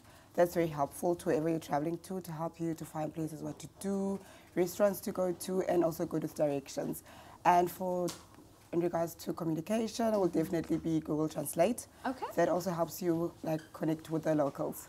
Especially if you're in an area where English is not potentially their strong language. Yeah, that does come in very handy. Yeah, and it's something that I also realized is that Google Maps allows you to download a certain area, so you can even use it offline, which is a great thing. Yeah, for your movements around any local city that side. Yeah, and now I know luggage traveling. I personally prefer to travel as light as possible, but when it comes to what to take on your carry-on luggage and what to book in, what is your personal travel hacks for that? I'm very bad with packing also, hey. So definitely would be for your carry-on would be a clean t-shirt, face wipes, perfect lip balm because on the aircraft the air is quite very like dry, and also good eye drops.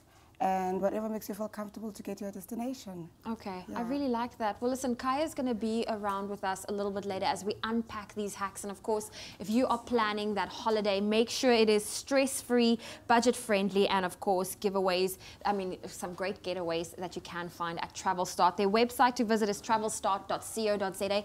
Make sure you check them out for their latest flight specials and awesome deals that they have available. We're going to sit down with Kaya a little bit later as we unpack more of these travel hacks on your Feel Good Breakfast Show. Book flights from 499 Rand, only on travelstart.co.za.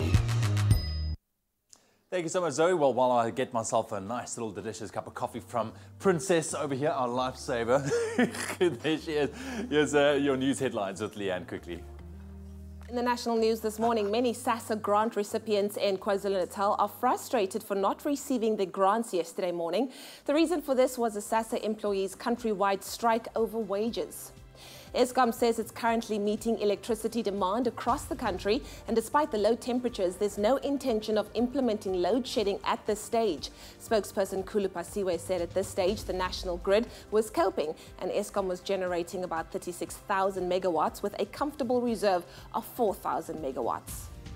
On the international front, 49 of the 55 member states of the African Union have signed the Continental Free Trade Area Agreement. It is presently the largest free trade area with an African market of more than 1.2 billion people. And then finally, German Chancellor Angela Merkel has, or rather, survived a bruising challenge to her authority from within the ranks of her coalition government with a compromise deal on immigration. After long and tough negotiations, Merkel and her hardline Interior Minister Horst Seehofer agreed to set up a closed holding center rather, for the processing of asylum seekers and the repatriation of those who are rejected. Well, that was your 7:30 news update. I'll have a full bulletin for you at the top of the hour.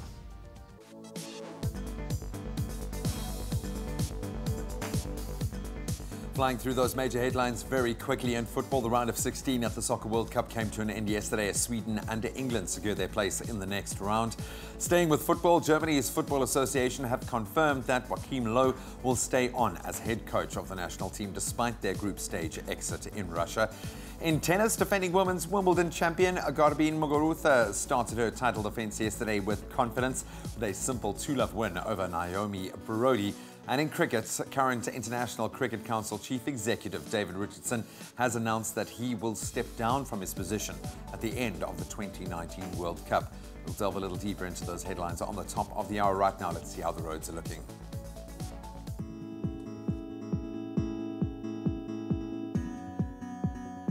Well, let's take another look at your roads, and there are still some delays on the Gautrain line. Just a quick update that the line between Hatfield and Park stations, those delays have been reduced to 10 minutes. Then in the Western Cape in Athlone on the N2 inbound, there's an accident before the M5. It's currently blocking that left lane. It's causing delays from Robert Sobukwe Road, so allow for some extra travel time this morning. I'll bring you a final traffic update at 8 o'clock. Quality fuel, convenience and service with a smile. Whether it's to fuel up or stock up, Caltex, it's how you get there. Right, let's quickly take another look at those temperatures quickly on your Wednesday morning. So far, it's been a chilly week, and those chilly temperatures continue into your Wednesday, starting off very cold for most parts of the country, staying cool as well. Your temperatures, Polokwane, 4 minimum, reaching a high of 18 degrees. Mbombela, 5:22. Pretoria, 5:17. Johannesburg, 3:15. Mahikeng, 5:19. Klerksdorp, 2 minimum this morning, your maximum 17. Kimberley, good morning, -1 with the maximum 16. Bloemfontein, very cold, -5. Staying cool with the maximum 15 degrees. Richards Bay, 11:22. Pietermaritzburg, 4:19. Durban, 14:21. Mthatha, 1:19. East London, 8 and a high of 20. Cradock, -2 and a high of 16 degrees. Port Elizabeth, 8:19. George, 6:17. Sutherland starting off on -1, reaching a high of 8 degrees. Cape Town, 9:16. Worcester, 2:17. Springbok, 7:16. And Uppington, 2 minimum, your maximum 18 degrees. That's the wrap of your weather for the 7:30 bulletin. We'll bring you a final update just after 8. Book flights from 499 Rand, only on travelstar.co.za. Well, we are continuing our chats around travel hacks, and you might think of something, you know, oh, it sounds illegal. However, what we are about to discuss, it is nothing against the law. They have been designed to help make your next trip a breeze. And here to help us, we have TravelStart consultant Kaya with us. And of course, this is all thanks to travelsstart.co.za to help make your next flight and holiday sail along smoothly. Kaya, we are back, and this time we're going to chat now about booking your flights. Is it true that booking a round-trip ticket, is there a difference between booking a round-trip ticket or flying into one city and out of another city? Is it possible that it could be cheaper? Okay, this is what we call an open jaw ticket, which can actually save you a lot of money sometimes. For example, let's say you fly in Cape Town, London, and to Manchester.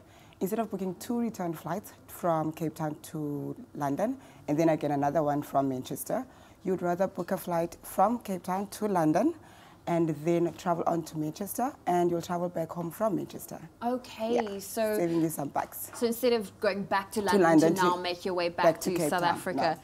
So if I go onto the website, it normally gives you the option round trip, one way. Would you encourage me to check one way, or to do a round trip but change the cities? I would say rather do a multi-city from the start. Okay. Check, put in your information, check the cost, and then if you want to try to play around with the system, do your return and just check the prices. it might be a little bit less to book a multi-city. Okay, so it's definitely interesting to do your research and see which package works for you.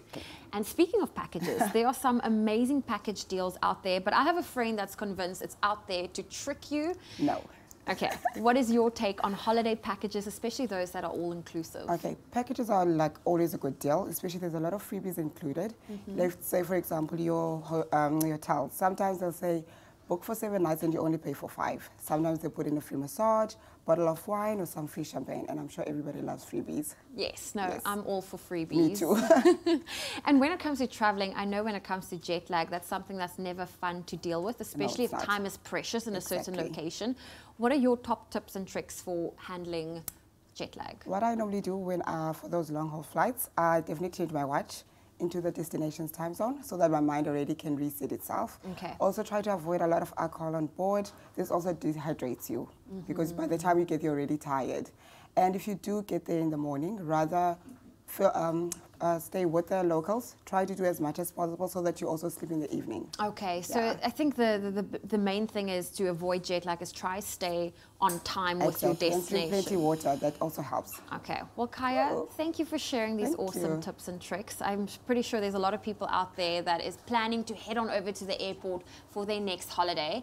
And as you've just heard, Travel Start consultant Kaya has just given us the lowdown on how the flying and travel rules she's lived by, and of course the traps to avoid. So it's just another amazing way for you to enjoy a hassle-free, budget-friendly getaway, and that's with travelstart.co.za. Book flights from 499 Rand, only on travelstart.co.za. Welcome, G. So good to have you back. Missed you so much. I have to say, I was scoffing a donut. All right, thank you, Patience. We love you, Princess. Well, also to come after the break, we have to check out what's happening on the music front with the 5FM Top 40 local international tracks. Who's going to make it to the #1 spot? And she's local and she's awesome and she's here to perform just for you. Lily Hollows is back with another performance. We'll see you in a mo.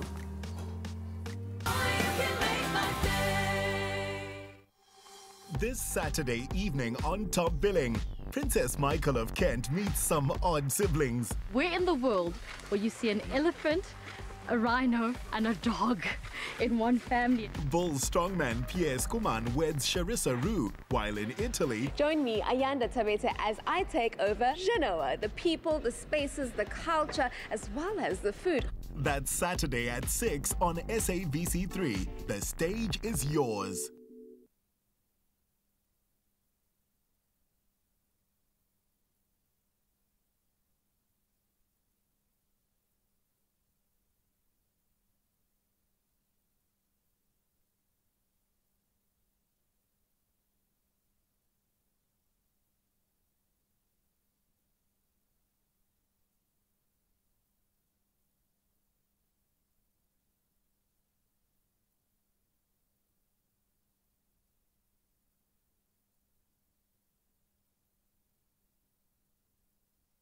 It's my feel-good breakfast show.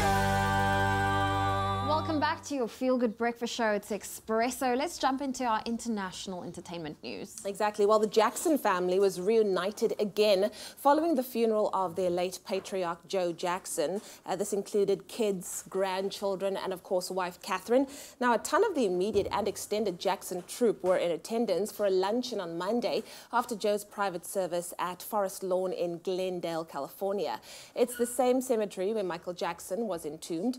Of the famous Jacksons who showed face, Janet Jackson was there, LaToya was there, Jermaine, Rebby Jackson was there, and Michael's youngest son, Blanket, and perhaps unsurprisingly, his lifelong partner, Catherine, with whom he had a strained relationship in the last years of his life. So, yeah, it's of course, there was so many mixed emotions, but a lot of people, of course, thinking of the Jackson family in this time here. Yeah, it's never easy, you know, losing a family member. Never. And it's never the reason you want to come together, but it was beautiful to see them all unite. Yeah. And look at how big Janet's little boy is now. Yeah. Wow. Sweet looking So dapper cute. in his little suit. Awesome. Thank you so much, Leanne. It's a pleasure. Appreciate it, man. That's your international entertainment news right now, though.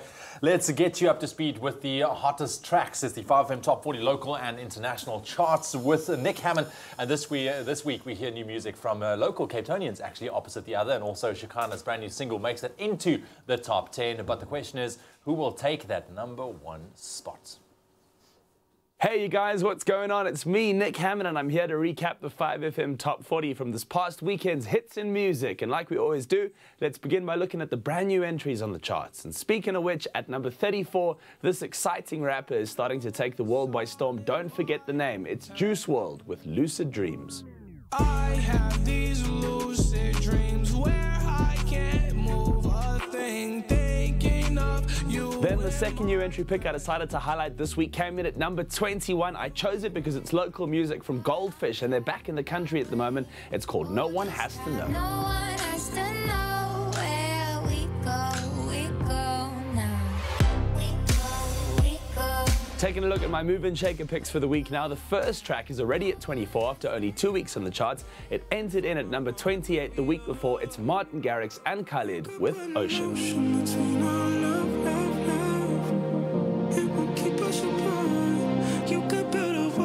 The second move and shaker pick that I've decided to go for this week is another re-entry onto the charts. It comes in just one position ahead at number 23 out of Cape Town. This is Opposite the Other with Everybody Knows. And everybody knows, yeah, everybody knows it. Getting into the top 10 right now on 5FM, beginning at number 10. This is relatively new music from Marishan and Shakina. It's called Different.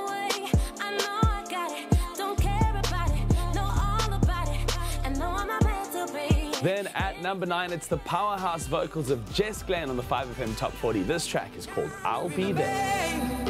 I'll be there. We got lost in the darkness. I'll be there. Coming in at number 8, it's J Balvin, Bad Bunny, and Cardi B, a cover of a classic. This one called I Like.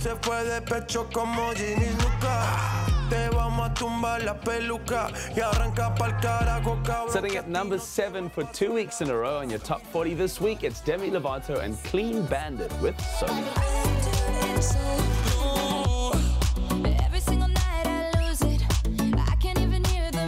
Coming in at number 6 this week, the highest local entry on the 5FM Top 40 from Lady Zamar. It's called Collide.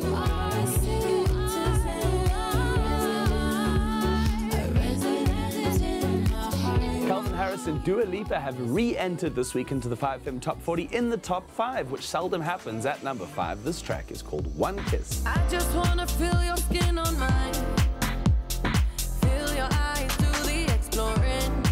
Then at number 4, it's a former number 1 and 9 weeks in total on the charts, Ariana Grande. It's called No Tears Left to Cry.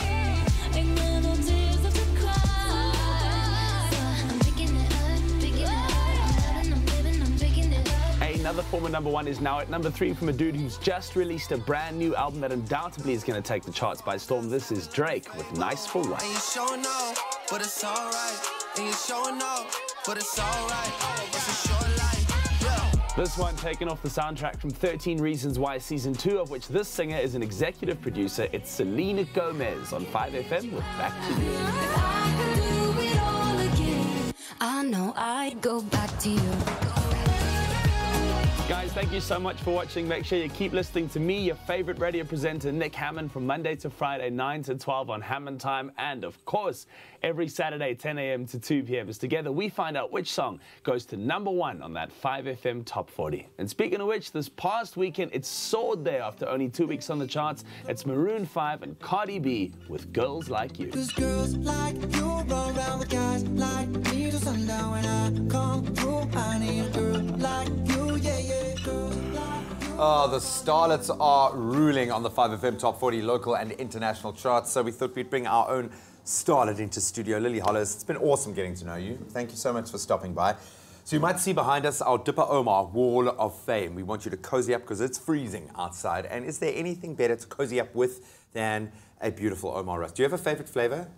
I like the buttermilk one. Yeah, me too.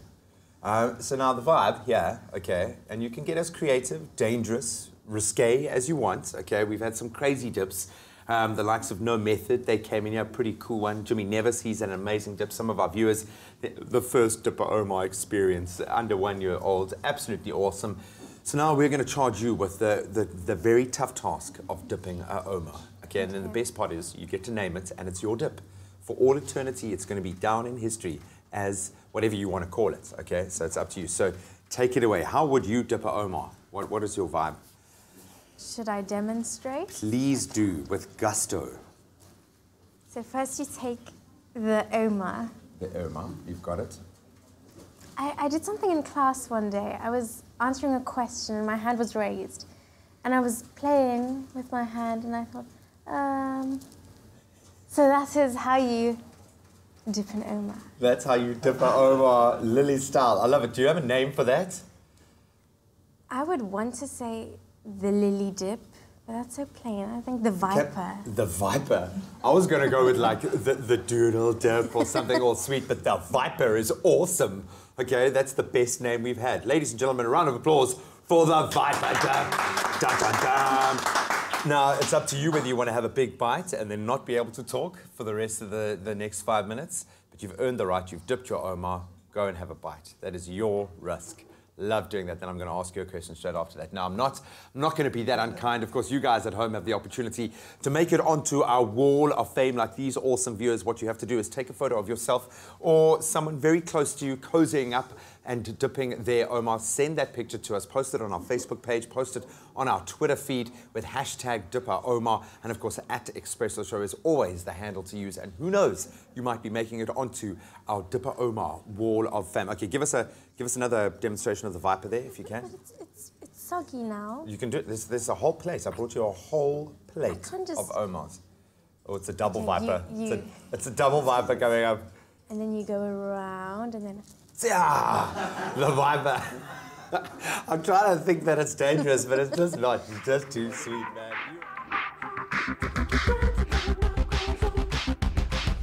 Cozy up this winter and Dipper Ouma. So how does it go? So it's like this, and then ha, zaps up. like that. The viper. That is adorable. Oh, it is. Adorable. Oh, goodness. Well, listen, let's just say when it comes to the end of this week, I'm talking about Friday, it is definitely going to be next level. Now, remember how Presenter Search on 3 announced their top 10 just last week? Well, the top 9, they will be here on Friday, and they will literally be taking over the entire show. From start to finish, they'll be doing all of the interviews, from being in the kitchen to reading the news, and they'll be asking all of the questions. Oh, you know what? It's going to be amazing. I'm so looking forward to it. But don't worry, we're still going to be here. We're just going to be hanging out at the McCafe a little bit more with Princess over here. Who just hand me a nice little cup of coffee, sipping our delicious drinks, coffees, hot chocolates, whatever we want. So make sure that you catch it all this Friday from 6 to 9 a.m. It's going to be phenomenal. Princess, we're going to spend some time together. Oh, it's going to be nice to sit back, relax, and actually see how the top 9 does this coming Friday when they take over. But we're about to do a quick break. When we get back, we saw how Lily Hollows dipped a Ouma, but she's here to perform for us. We want to see her put that viper to the test. Viper dip, we like that. And then, of course, it is a Wednesday, which means it's time for the Culinary Hotline Bling. Ting, ting, ting. Yes, get involved. 021-430-9881 if you have any culinary questions. We're going to be solving your cooking conundrums this morning with Jenny Morris and Anel Potgieter. They are here on standby for you. With a trip to New York City worth 150,000 Rand as first prize, Lancewood SA's #1 cream cheese is so close to crowning the nation's #1 cake. Recipes have been posted from every kitchen in the land. And come July 5th, celebrity judges Zola Nene, Jay Something and Lorna Masaku will host the 3 finalists in a live cake-off on SABC3's Expresso Morning Show to decide who will bake it all the way to the Big Apple.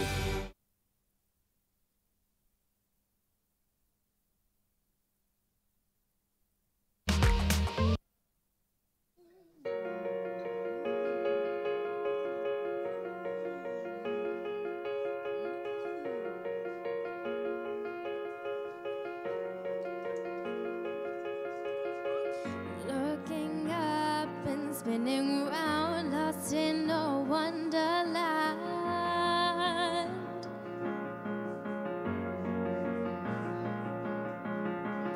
Leave your car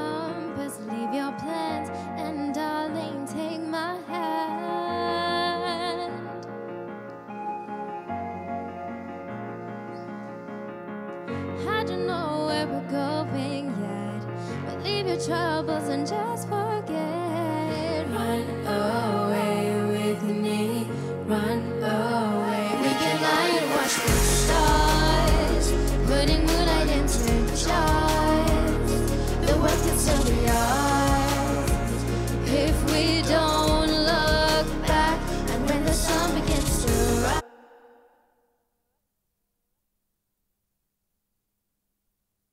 It's my feel-good breakfast show. Happy birthday, a very happy birthday to you. Oh, it is a happy June because it is a happy day, and as millions of people celebrate their birthday all over the world, we're going to take a moment to quickly welcome the 4th of July and take a moment to wish you at home a happy birthday. Can't resist it. May the 4th be with you. Yes. Can't Wrong resist month. it. Listen, yes, today we'd like to wish firstly Tegan Day Lombard a very special birthday today. He's turning only 8 years old, and Mum and Dad says he wants to be a scientist when he grows up. Oh, happy birthday, Tegan, brother. And also celebrating his birthday today is Alex Bootma, who, according to his girlfriend Michaela, is a huge fan of the show and doesn't miss an episode. So happy birthday to you. Some puppy love going on there. Happy birthday, Alex. And then also a very big happy birthday is a happy 60th birthday to George Definish and Deirdre Friskin, celebrating 21 years today. Oh, hey? Happy birthday to you. That's we also amazing. have Christopher celebrating his birthday. We would like to wish his sister, in fact, it's Christopher wishing his sister Caitlin a happy 23rd birthday. That's it. And last but not least, a very big happy birthday to Feroza. Now, Feroza, yay, the 4th of July. Everyone is going on because it's still going on. It's amazing. This is our live show producer's mum. All right, so Feroza, happy birthday. May the 4th be with you as well. But I guess it's always been there with And you. make sure Elena spoils you. Yes, There you make have sure it. of that. But that was our bite-sized dose of birthdays. And remember, you can share your birthday wishes with us. Head on over to our social media pages. That's Twitter. And use that hashtag Expresso Show. And let's wish and maybe it's your birthday or your loved one's birthday. We'll wish them a happy birthday. So after introducing us to the Viper, it's a pretty tough act to follow, but Lily Hollows is going to do just that right now with another beautiful track. It's Don't Look Back.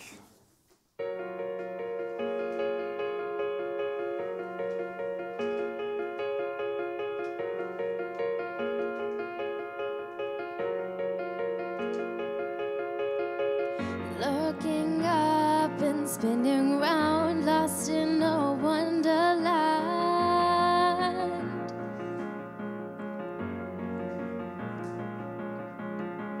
Leave your compass, leave your plans, and darling, take my hand.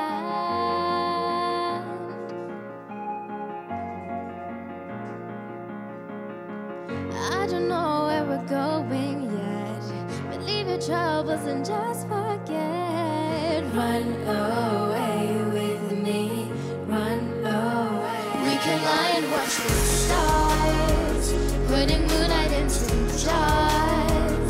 The world can still be ours if we don't look back. And when the sun begins to rise, golden glitter in the skies, I see the fire in your eyes. So don't look back.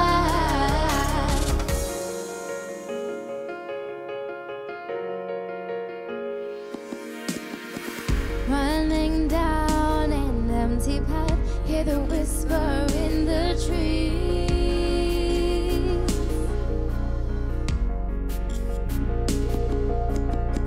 Song of birds will lead the way. Oh, guide me, gentle breeze.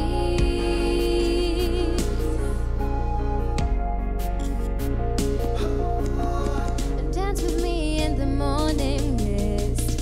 Hold me close till you can't resist. Run away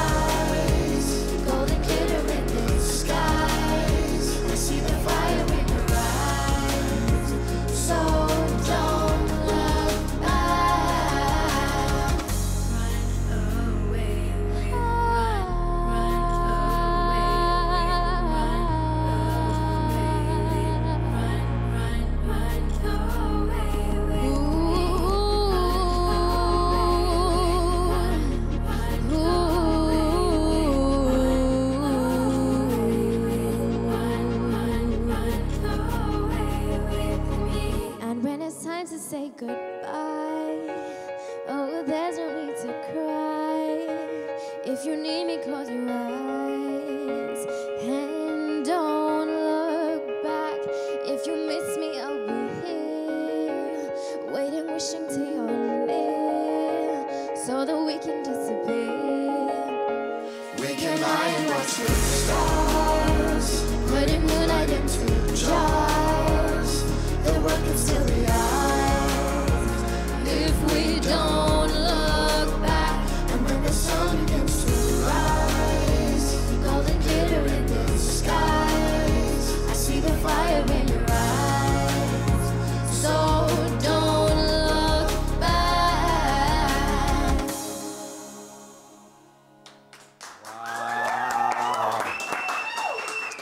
And it's so also, I got a little bit lost there in the performance. Really, really evocative, beautiful lyric, beautiful performance, but very polished for me. It kind of feels like you've been doing this for a while. I know you're studying music at the moment, and that's, I mean, it really is a great way to approach this, but where do you see yourself at the moment in that path? Are you getting close to releasing a full-length album? Is it at an EP stage? Are you even thinking about that kind of stuff? Where's your mindset now? I've just released a music video for Daddy I'm Gone, and at the moment we're planning on releasing an EP by the end of the year. Do you feel pressure to make a commercial success of your music? Is the idea here to create a foundation for a career, or are you just kind of loving it and embracing it at the moment? How much pressure do you put on yourself? A lot. I put a lot of pressure on myself, I think.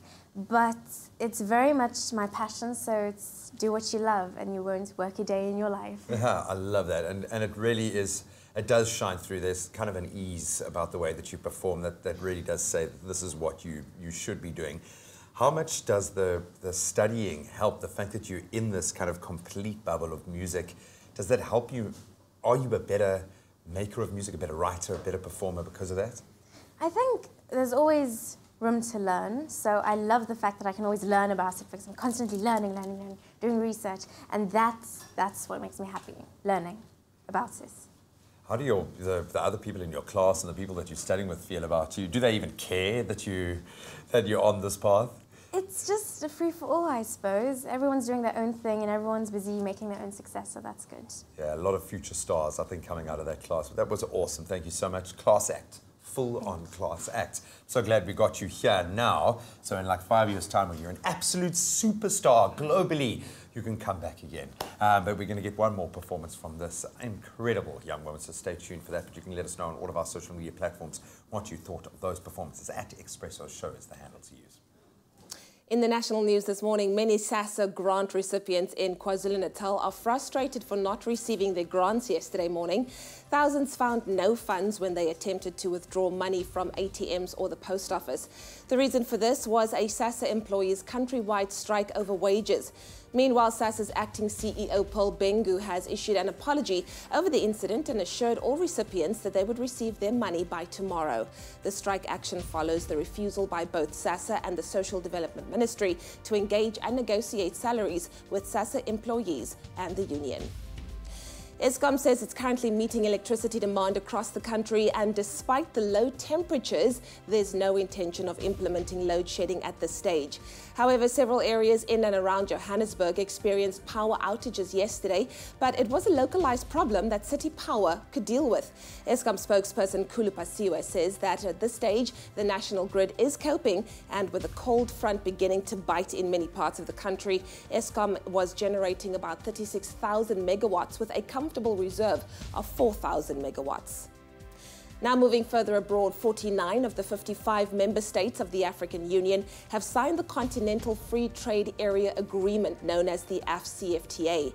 AU Chairman, Rwandan President Paul Kagame made the announcement during the closing ceremony of the 31st African Union Summit in the Mauritanian capital, Nouakchott. South Africa, Sierra Leone, Namibia, Lesotho and Burundi signed the AfCFTA in Nouakchott, bringing the number of countries that have inked the deal to 49. It is now the largest free trade area with an African market of more than 1.2 billion people.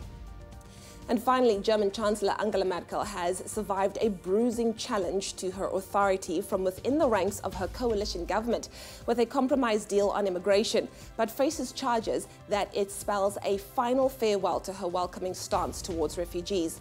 After long and tough negotiations, Merkel and her rebellious hardline Interior Minister Horst Seehofer agreed to tighten border controls and set up closed holding centers to allow the speedy processing of asylum seekers and the repatriation of those who are ejected.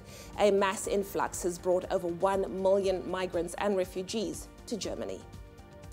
Well, that was your 8 o'clock news update. Here's a final look at what's happening in the world of sport with Graham.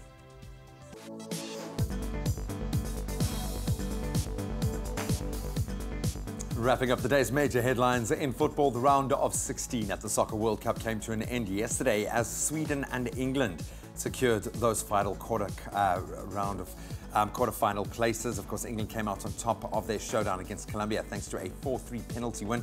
After extra time, it finished at 1 apiece. And earlier in the day, Sweden beat Switzerland by 1-0. So those quarterfinals of the World Cup 2018 kick off on Friday as France tackle Uruguay and Brazil take on Belgium. And staying with football, Germany's Football Association have confirmed that Joachim Löw will stay on as head coach of the national team. It was widely expected that the 2014 World Cup winning coach would part ways with the side following their shock group stage exit at this year's showpiece after Group F losses to Mexico and South Korea. Having joined the side in 2006, Löw extended his contract until 2022. And on to tennis. Defending women's Wimbledon champion Garbine Muguruza started her title defense yesterday in confidence with a simple 2-love win over Naomi Brody. After a 6-2 win in the first set, Muguruza had to work a little harder in the second. The world number 3 eventually saw out the win with a 7-5 second set victory. Now, other results, there were day 2 wins for the big guns, Rafa Nadal and Novak Djokovic and Angelique Kerber. And then finally onto cricket. Current International Cricket Council Chief Executive David Richardson has announced that he will step down from his position next year. Having been in the position since 2012, the former Proteas player will retire when his current contract expires at the end of 2019. Cricket World Cup, of course, that showpiece happening next year. Richardson was promoted to Chief Executive after becoming the first General Manager of the ITC back in 2002, so it's been quite a tenure. And that's a wrap of your sport for this morning.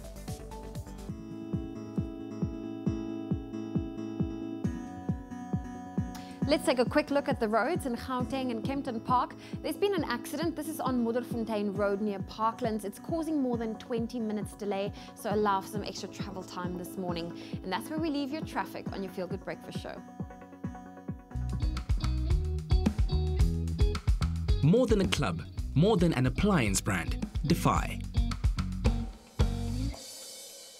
Just after 8 o'clock, let's quickly take a last look at your temperatures for your Wednesday morning. And yet again, we can expect very chilly temperatures throughout the course of this morning. In most parts of South Africa, we can definitely feel it down in the mother city. And temperatures will also stay cool, but KZN seems to be a little bit warmer, at least going into this Wednesday. Polokwane 4 minimum with a maximum 18, Mbombela 522, Pretoria 517, Johannesburg 3 minimum, your maximum 15, Mahikeng 519, Klerksdorp 217, Kimberley -1 and a high of 16. Bloemfontein -5, reaching a high of 15 degrees. Richards Bay 1122. Pietermaritzburg 419. Durban 1421. Tata on 1 minimum, reaching a high of 19. East London 820. Craddock -2 and a high of 16. Port Elizabeth 8 and 19. George 617. Sutherland -1 with a cold maximum of 8 degrees. Cape Town 916, Worcester 217, Springbok 7 and a high of 16, and Uppington starting off on 2 minimum, reaching a high of 18 degrees. And that's a wrap of your weather and your temperatures for your Wednesday morning. Our favorite emoji guessing game a little bit earlier, emoji charades, and gave you some pretty simple clues. I got this one straight off the bat. Let's see who else was on the money. Of course, these were the clues that you were given. It's a movie, one word. There is a very big robust bicep and a boxing glove. Well, Let's see who's on the money. Angel just saying good morning. Shanice Barnes, you got it right. The Creed, it is Creed, and of course Creed 2 is coming out. Michael B. Jordan is the man. Well done to Caroline Alexander, also getting it right. Akil Balraj getting it right. Vicky Urdendal getting it right. Tandia Nisa, the Creed, well done. Tembi Radebe, the Creed. It looks like every single one of you were on the money, so well done. How excited are you about a sequel to this incredible, Topi Sebastian call it the best modern boxing movie? Does it stand up to Rocky? You can let us know. But keep on connecting with us on social media. We absolutely love it. Well, we are taking a quick break. When we get back, it is the Culinary Hotline bling. Ting, ting, ting. There we go. It is our Culinary Hotline. It is Jenny Morris and Anel Potgieter. They're joining us in the kitchen as we solve your cooking conundrums. The lines are open. It's 021-430-9881. If you've got any question related to the kitchen, feel free to call us. And the time is running out before we will hand over that prize of 150,000 Rand trip to New York City. It's the Lancewood Bake-Off. We have our top 3 cake bakers in studio this morning. We're going to chat to them as final preparations are getting underway pretty soon. Stick around for that and a whole lot more after the break. Enjoy a moment in between with McCafe. See you after the break. This week on Presenter Search on 3, our top 10 get put through their paces in their first ever solo presenting challenge. I haven't done this in years, I cannot wait. We are seeking excellence. I am horrible at this. Wow. Wait, no, I'm not ready. Tough crowd. And then one contestant will be sent home. Catch Presenter Search on 3, Thursday night at 8:30 p.m. Repeats Saturdays at 12 midday. Only on SABC3. The stage is yours. Enjoy a moment in between with McCafe.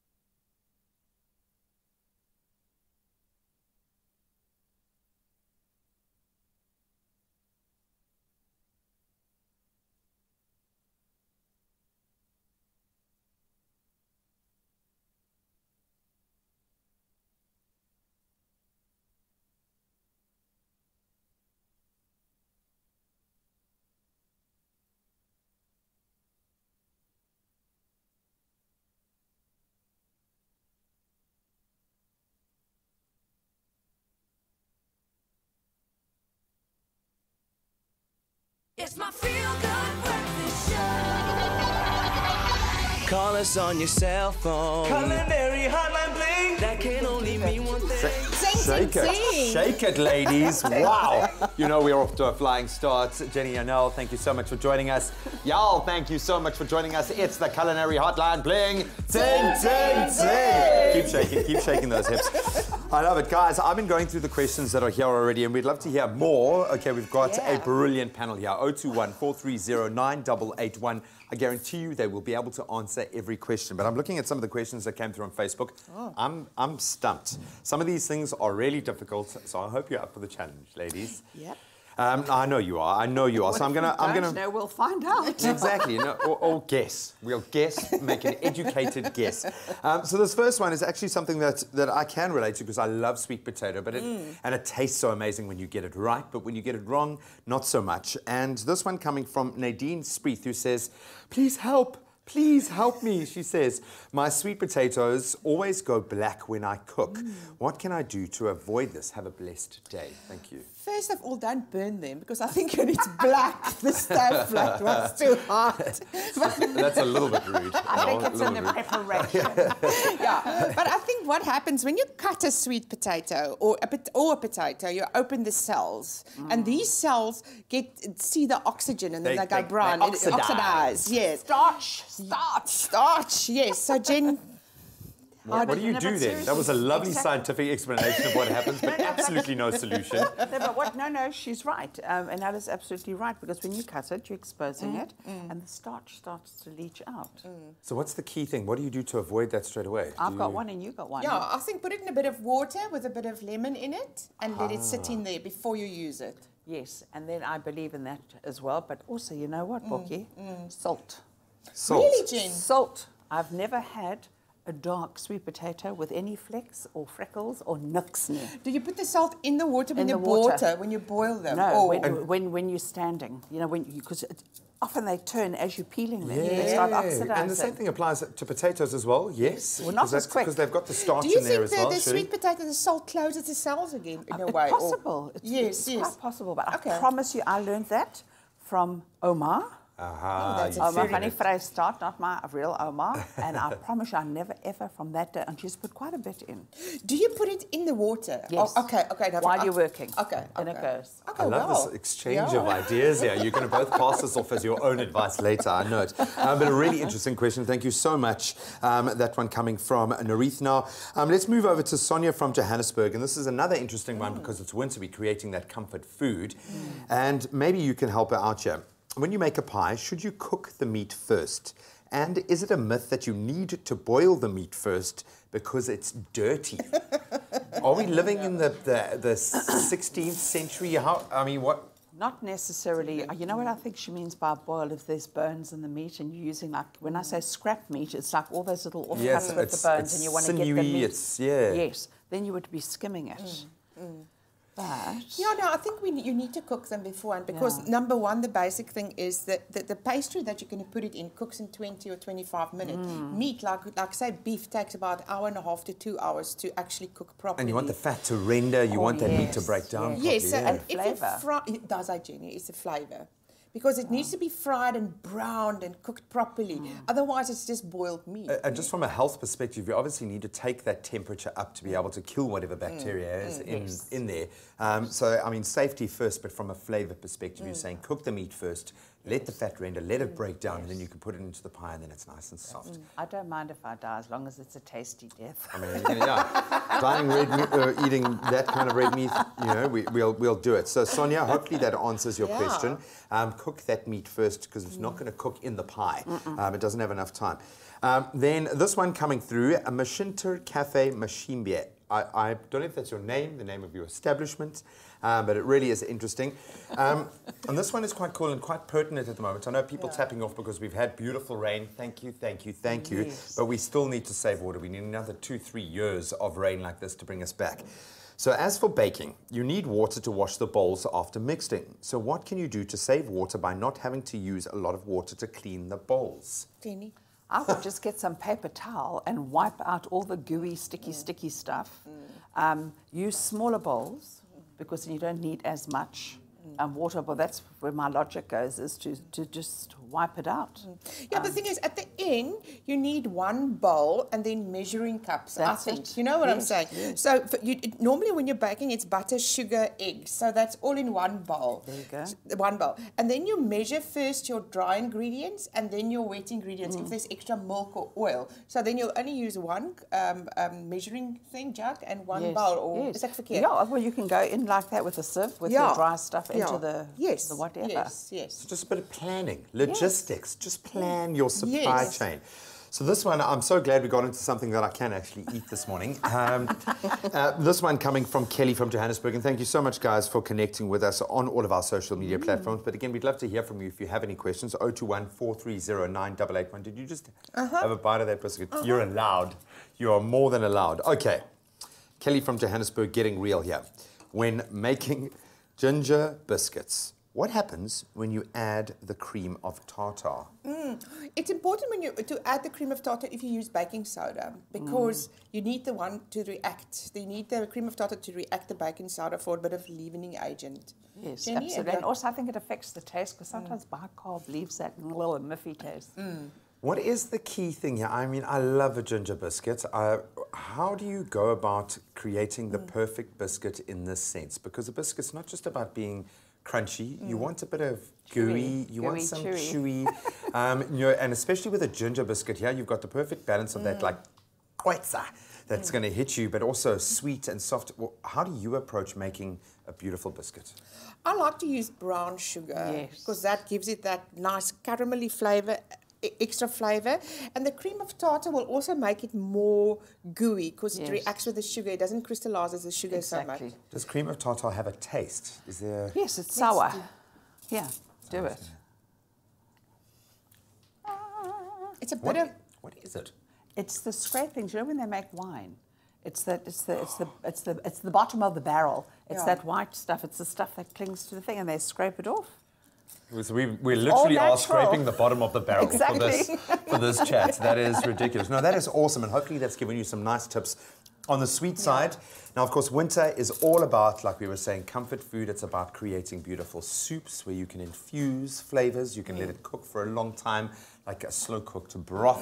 We're going to start tackling some creative ways that you can approach and answer some, again, very difficult questions, but very creative questions, but we'd love to hear from you. If you've got any questions relating to broths, to soups, give us a call, 021-430-9881. We are ready and waiting to take your questions on the Culinary Hotline. Bling! Ting, ting, ting! Did you do the hip shake?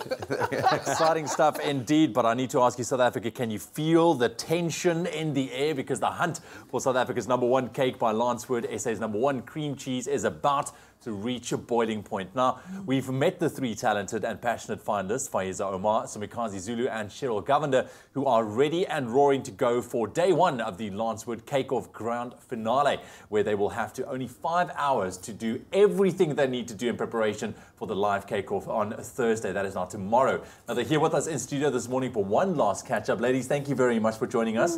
For something, you know, that is so big, a huge prize up for grabs as well. You guys seem pretty chilled. Yeah. Hey? Chill. Is this just a facade? No. What you see is what you get. Oh, really?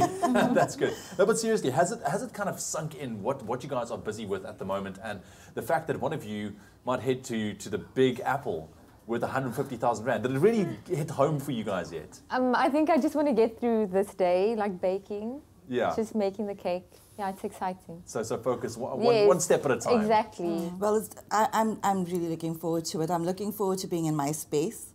I think once we're in our kitchen and with our recipes and ingredients, that's the exciting part. And then we've got it in the bag.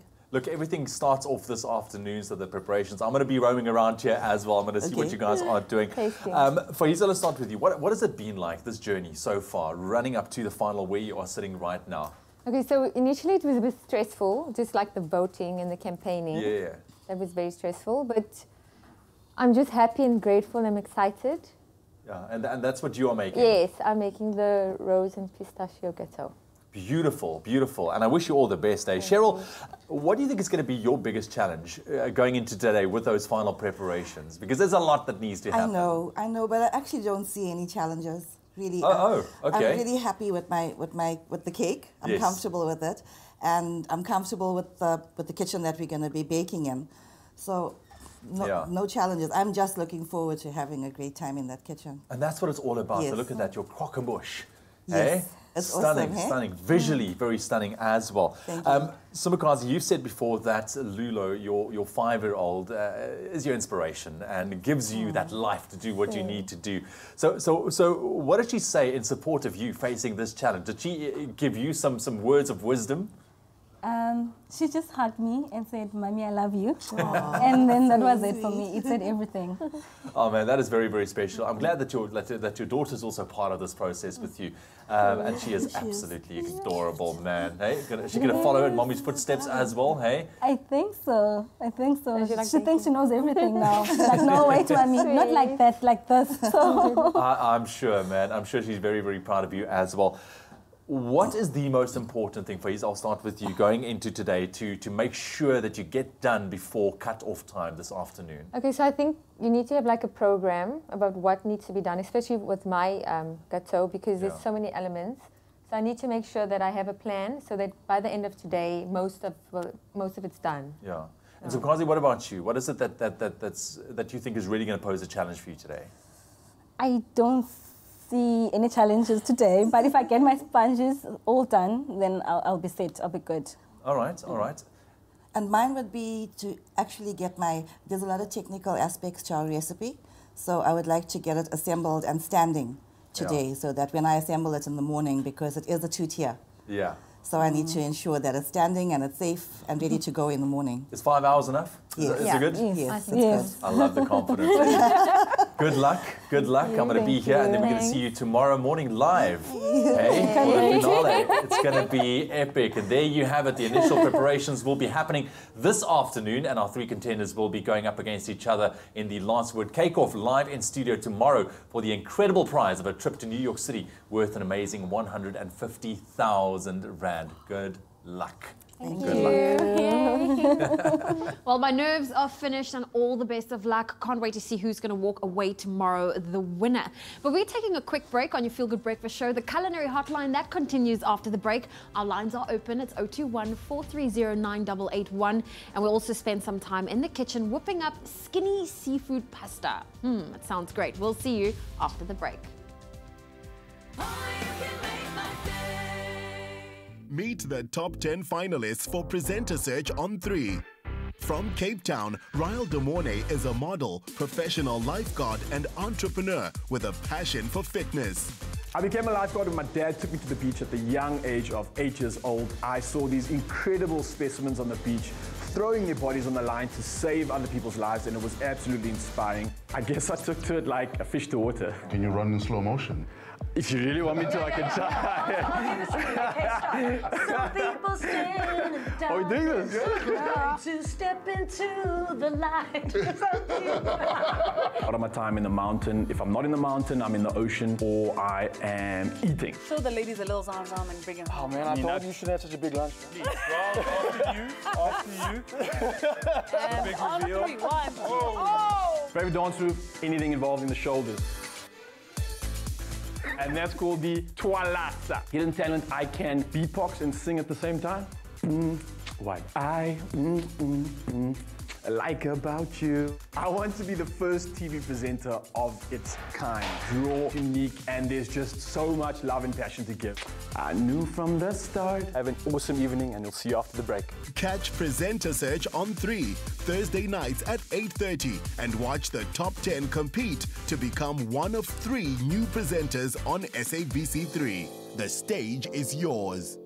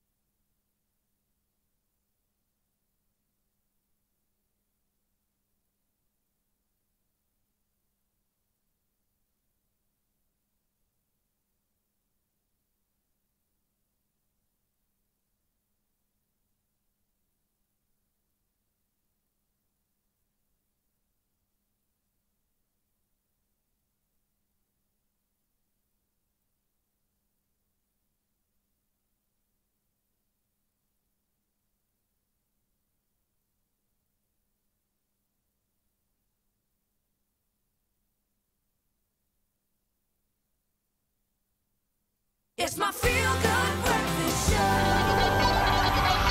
Call us on your cell phone. Culinary hotline bling. That can only mean one thing. Work it, work it, work it, work it.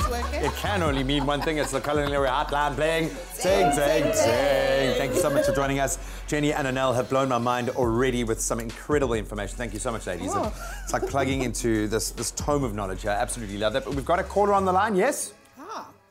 Gerard. Good morning. How are you doing? Fine, and you, Graham? Very, very good. Thank you so much for connecting. As you can see, the ladies are waiting with bated breath to answer your conundrum. What's your question? Much appreciated. Graham, Jenny, Anel is Gerrit hier van Hartbeespoortdam. Hallo Gerard. Goed en julle. Baie goed, dankie. Ek wil net weet, as ek my kaaskoeke bak, dan as jy hom uit die oond uithaal, dan sak hy in die middel. Jy weet, hy is nie gelyk en solid bo nie. Wat moet ek doen om dit gelyk te kry? Oh, there's anguish in that voice. There's anguish. I'm sorry that you have to go through this. Let's see if we can help. Okay, so first of all, what's going on here? What's causing this and how can we remedy it? Yeah, I think his oven, number one, is his oven is perhaps too hot. So perhaps he needs to put the temperature a bit down and bake it a bit longer because it bakes from the outside in. So definitely the inside hasn't baked properly. Okay. Yeah. Cool your jets, Gerard. Cool your jets, man. Yeah. And what do we do? I'm trying. No, exactly what Anel is saying, because it does. The mixture cooks from the outside in, and also with a cheesecake, you want it to just do that. Just wiggle wobble. So if you have to give it a little, it would just... That's it. Yeah. And then you've got to leave it in the oven. So you switch it off and you put a wooden spoon in it and let it cool down naturally, otherwise it'd suck. Okay, and well, how long do you cook and then turn off and leave? Because surely with that heat, it's going to stay there for a while. That's what you want. That's why you want it to be wobbly. How long should the process of putting it in and to taking it out? Well, I suggest you follow the recipe because it depends on the size and the thing, but it's normally probably about 45 minutes or so, 40 minutes. Gerard, I think if it happens over and over again, dink jy moet jy na jou resep kyk. Jy weet, en ek dink daar's baie lekker goeie resepte op Expresso se webtuiste. So kyk miskien daarop vir 'n goeie resep. En dan kyk net hoe verskil dit van jou resep, jy weet, want eintlik as jy hom lekker lank en stadig bak, moet hy nie dit doen nie. Yeah. Jy weet. And then also leave it until it's cold. Yeah. So I must leave it like totally to cool it off in the oven. Ja. Yes. Ja. En laat weet ons hoe dit gewerk het asseblief. Ek sal graag van jou wil hoor. Baie dankie. I think the problem is it looks so delicious that you're just diving right in there and eating it before it's had time to cool down. Gerard, baie dankie. Awesome question. Hopefully that has solved that cooking conundrum. Now, how much do you feel like a piece of cheesecake right now? Okay, so let's get back onto a savoury path here. I'm loving experimenting with soups, with broths, stews you can even kind of throw into the mix there. But we've got some really interesting questions coming through relating to stews and soups. But for me, busy, I want to make a nice soup. I want to savour the flavour for the whole week. How do you store a soup? Can you freeze them? How should you freeze it? How should you unfreeze it? What's the watchword there? Jen? Well, you know what, you most certainly can freeze the soup. The only thing is when you bring it back to life again, you're going to have to add some fresh herbs and things like that to sort of make it vibrant again. And a soup can actually stay in the freezer for 4 to 6 months. Wow. So sometimes what I do is in the autumn, I freeze for like 2 months worth of soup. Then, because you don't want it to separate and be all once you've now thawed it out. How do you thaw out a soup or a stew, for that matter? I will thaw it out naturally outside, you know, but I thaw mine in the microwave as well. Jy weet, sit ek in die microgolf en sit hom op die thaw setting and thaw it inside there. But what the people must be careful about is potatoes. Yes. If you use potatoes in your soup or a potato-based soup, I think be careful to freeze it, want aardappels vries nie baie goed nie. It doesn't freeze very well. So it will taste funny. So I think any other broth or vegetables, if you use like carrots or meat, and they freeze very well. Yeah. Okay. And then what I'll also suggest, sorry Graham, is if you bake soup, it's normally a big pot.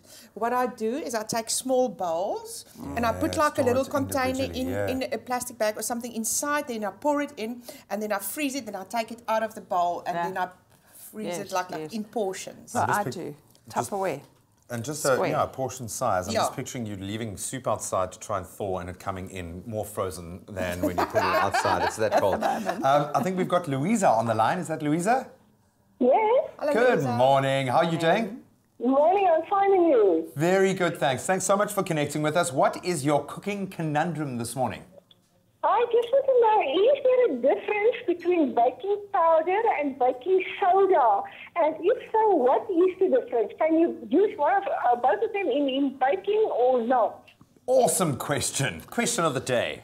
Well, normally a cake would cause for baking powder, which has got cream of tartar and bicarb. Bicarb in it. But if you're making a malva pudding or anything that you need to turn brown, you often will find bicarbonate. Yeah, baking soda and bicarb. And because bicarb, it two needs to go together. Because in baking powder is the mixture already of bicarb and the perfect mixture of bicarb and cream of tartar. Cream of tartar to rise your cake with. But if you do, as Jenny said, if you want something brown, you use baking soda plus extra. Yeah. So they work hand in hand. But you don't use them together. I find recipes sometimes that you use both, like a bit of baking powder plus cream of tartar or something like that. Yeah. But normally it's one thing, like baking powder or cream of tartar and baking soda. Yeah. Okay, that confused me a little bit, okay, but I feel like we're on the right path here. So hopefully that answered your question to some degree. Thank you so much, Louisa. Guys, getting back to our soups, I've got a question here. A blonde... That's me. Is that a blonde soup? What does that mean? This is a blonde broth or a blonde stock, and this is Anel and this is Jenny. Here we go. Blondes have more fun. That's what you think, Joel. That one's really spicy. I'm guessing. So primarily, what is the difference here? I'm thinking like red meat and chicken, but I doubt that's right. A blonde stock is when you take the bone, say chicken or any bone, and you don't brown it beforehand. You just throw it in the pot with your vegetables. A brown stock is when you take your bones, say your meat bones, your murgbene and all that, and you bake it in the oven and you brown it for about 40 minutes. And then you get this. And you get the same thing in sauces. You'll see a blonde sauce yes. or a dirty sauce if it's Cajun cooking. And it's the same thing. It's taking that flour and cooking it till you get that deeper colour. Yes. Wow. And is there which do you prefer? Which is because horses for courses. I think they're used for very different stuff. flavour profiles. Yeah, I think they're used for different stuff. This is like for chicken soup. Yes, nice and gentle. That's got a lot of depth. It's got a bit of punch. Robust. It's got a bam. Yes. Like our Jen. Okay, so I've got to ask you one last question because you'll see I brought my team of Akina Force here. Winter is all about feeling healthy, feeling better, and as much as we want to leap to medication because we feel the need, for me it's about finding healthy remedies like my Akina Force, which I'm taking all the time. But you've got to feed yourself. You've got to strengthen your body. What would go into a healthy soup for you? When you get sick and you want to feel better, what do you make? Should we bounce these ingredients together? Yeah, you can start, Jen. Why don't we start with some cayenne pepper? Boom. Yeah, cayenne pepper. And especially for winter, for vitamin C, spinach. All the green stuff. Yeah, all the green stuff. Superfood. And then red peppers has got the most vitamin C than any citrus fruit. Really? So, and parsley. Parsley is very high. And use the stems. And what about some black pepper and garlic? And ginger for zing. And ginger and turmeric for immune system. It boosts your immune system. So all of those things, gooi it in. This is going to be the most exciting soup that anyone has ever eaten. Mushrooms. In fact, if you can come up with a recipe that includes all of those in one soup, we'll give you a very special prize. But there you have it. There are so many ingredients that you can take to either boost your immune system, help clear those airways, just make you feel better because you're eating something delicious. But take the time to feed yourself because it shows that you care about what you're putting in. Well, you could pop that and make it even easier. Exactly. If you don't have the time to brown your bones for your dark, dirty stock over there. But guys, thank you so much. This has been amazing. I feel like my brain is about to explode with all of the new knowledge. Ladies and gentlemen, that has been our culinary hotline. Bling, ting, ting. Akina Force is the world's strongest herbal product that's clinically proven to prevent and treat colds, flu, and their complications. Now, the fact is that climate change and our growing population is undoubtedly having a huge impact on our water and energy resources.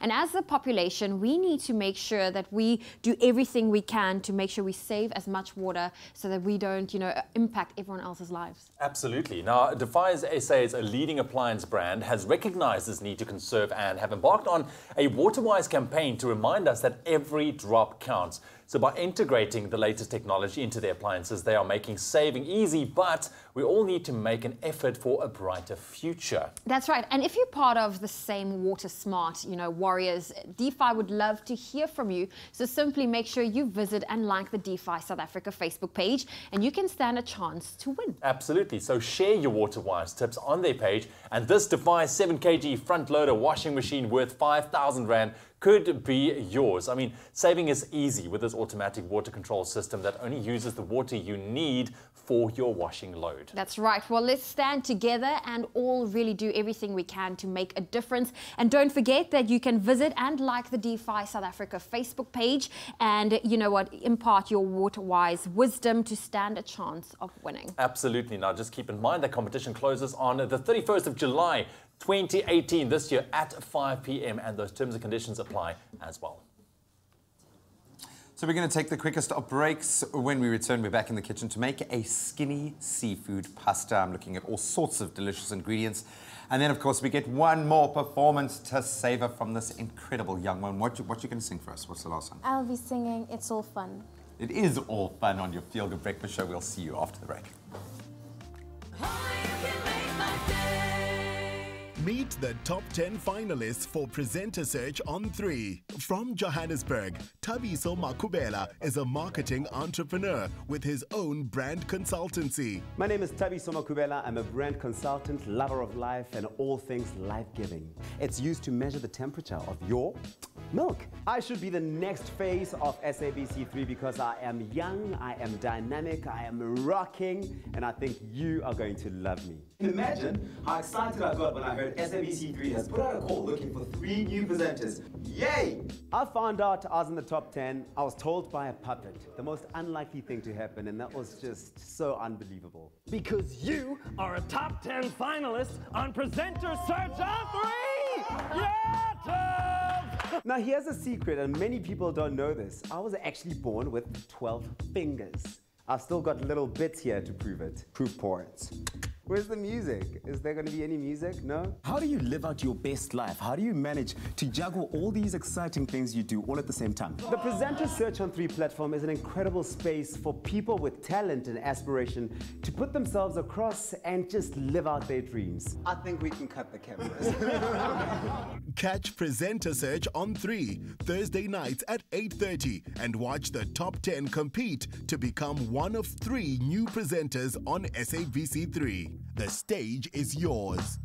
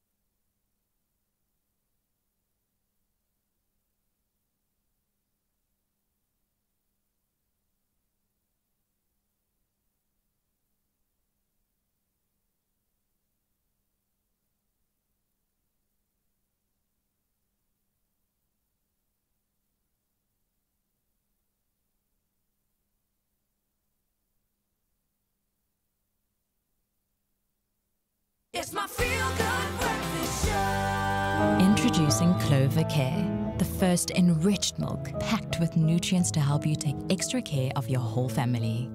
Made with love by Clover. Welcome back. You're tuned into your Feel Good Breakfast Show, Expresso, right here on SABC3. Now, nothing is better than a delicious bowl of creamy pasta, especially when it's cold outside. But with some simple substitutions, we are now able to have this mouth-watering dish without the guilt, thanks to this Clover Care skinny seafood pasta recipe. It's a healthy and a hearty meal for the whole family using prawns, mussels, zucchini noodles, and more importantly, Clover Care milk. Jenny Morris. Good at the helm of morning. things. Hello, you gorgeous, gorgeous my woman. boy here. Yes, so this is nice, a seafood pasta. I can't remember the last time I had a seafood pasta, let alone a skinny seafood pasta. I'm a kind of a seafood, eat food girl. Seafood, you know. I've got this. I've got this for you. Okay. I'm kind of what, through the lips and on the hips. I love it. I love it. Okay, cool. Mushrooms. Yes. Beautiful got mixed mushrooms. exotic mushrooms. Those are big mushrooms. Eh? Give me this They're later, gorgeous. They're big mushrooms for a big girl. Yes. So what I'm going to do here is just get them browning. Can I have a bit of muscle power? You can. From Where do you need it? In there. Okay. Yeah, in here. You go pepper. I go salt. This is called team cooking, darling. You know, and look how good we make it look as well. And taste and delicious. All right. And I'm going to add a bit of garlic because we're at that kind of time of year where we need to fight our colds. Am I right? Absolutely, absolutely. Smell so, that. So, can you put the garlic in right now? Is it not going to burn? Is it not? No, I'm going to let this just take a little bit of colour on. And then I'm going to just add that bit of garlic to release. Yeah, I don't want it to burn because it does burn very quickly. Exactly, and then it goes bitter and you spoil the entire dish. The whole dish. We don't want that. So here, a little bit look more at that. oil. I love the This fact is that you're good so for you. generous with that olive oil. Good for your skin. Yes. Hey. Good for your skin. Good for your skin, good for your tummy. Smell that. Amen. Smell that. Simple combination with some salt and pepper, mushrooms and Lovely. olive oil. Done. And mushrooms are very, very low in calories, Yes. Which is fantastic. And the other thing I like about them is they've got a high water content. That's right. So that's it. So now we just mix in some garlic over there. If you want to get your hands on this skinny seafood pasta, the keyword is Clover. SMS that to 33728. Very, very easy. All right, Jenny, so what's next? Well, we're going to use a in combination of this lovely Clover Care. We're going to use some fresh cream. All right. Okay, and some cream cheese, All right, which is so going to enrich it. What I like about the Clover Care is that it's the first milk on the market that is enriched. So we're talking about 10 plus vitamins. There's minerals in there, amino acids as well, which is suitable for the entire family. So a great product to use as well in your cooking specifically. Right, so what are you going to use first, though? So what we're going to do is we want to blitz this because we want a nice base. And look how nicely it cooked down already. It's gorgeous. That's the thing. They cook very, very quickly. Yes. Can you smell that? Garlic is very fragrant. Oh, it smells amazing. Nice, eh? So we're going to be blitzing the mushrooms. Yes. And I take it that's going to be my job. Of course, darling. You've got the muscle. I'll pour, you blitz. That sounds good. Yes, because you can get dirty, not me. Where there's a will, there's a way. All right, all right. Okay, so you start blitzing. I'm going to give you, I love using Okay, wait, milk. let me just get this over here. There we go. Here. So I'm going to just give you a little bit to start you off. Look at that. We need more. I'll put a little bit more. And get the cream cheese in. Look at that. Okay, wait, let me just pop this out. Pop it down. There we go, got it, got it. Yes. It's going to give it a beautiful, beautiful consistency. And then I think I just pulled out the plug, guys. That's all right, darling. Hold that for a second. I'll hold that, he'll push in the plug. I'm going to get the plug back in. There we go. Yes. That's my boy. Are you ready? We're ready. You got power. We got power. You my power. There we go. A little bit of cream. Oh, this is turning into such a creamy, stunning, creamy stunning, pasta. stunning. Now let's pop that back into the pan. So this goes back? Yes. I've left a little bit of texture behind. Sorry for the mess. There we go. It's a gorgeous, gorgeous sauce. There we go. Oh, look at that. Isn't it lovely? So you've left a few of those mushrooms in there just for a little bit of texture, yeah, you just a bit mentioned. of texture. And now you're going to give me your courgette. Zucchini noodles. Very zucchini. Or zoodles. Zoodles. And they're full of water. Yes. Which once again, but they're also full of nutrition. How much do we put in? Just like that? Oh, that's enough. We're That greedy, enough? but it's fine. And we can just go. All right. And you just check my stove that it's nice and hot for me, and then I'm going to quickly take some of the seafood. You go that side, darling. Jeez. Getting ordered here. The keyword is Clover. SMS that to 33728. That's Clover to 33728 to get your hands on the recipe. Check it out on our website as well. That's expressoshow.com. Prawns go in, which is very, very quick. Same with the mussels as well. See, mussels, especially if they're frozen, are already pre-cooked. Yes. So you want to put them in right at the end. Just check out that lovely... Look, I feel like I want to be fancy. Oh, I'm getting out of the way. No, look. He It's getting does there. it properly. Yes, we can do it. We can do it. This That's is what good. it is. Okay. Perfect. In with the mussels. That's it. So we're going to pop in the mussels right now, and we're going to finish off this dish. But if you've missed any of the steps, let's quickly take a look at them once again. Nothing is better than a delicious bowl of creamy pasta. With some simple substitutions, we are now able to have this mouth-watering dish without the guilt, thanks to this Clover Care Skinny Seafood Pasta recipe. For this recipe, you will need 1 cup Clover Care milk, prawns and mussels, 150 grams sliced exotic mushrooms, half a cup Clover cream, a 1/3 cup cream cheese, 1 tablespoon Olive Pride extra virgin olive oil, 2 cloves chopped garlic, 350 grams zucchini noodles, and a handful of parsley and salt and pepper. Add a touch of Pride to a pot. Then add your exotic mushrooms and saute for 3 to 4 minutes. Next, add your Clover Care milk loaded with essential nutrients and high in over 10 vitamins. Add Clover cream and chopped garlic. Add cream cheese and mix well. Simmer for 10 to 15 minutes. Remove from the heat and blend until smooth. Return the sauce to the heat and add your prawns and mussels. Simmer for 5 to 7 minutes. Add the zucchini noodles and stir to combine. Then add seasoning and parsley and stir to combine. Serve the noodles topped with seafood and sauce. This Clover Care Skinny Seafood Pasta is an excellent source of protein, a healthy and hearty meal for the whole family. Made with love by Clover.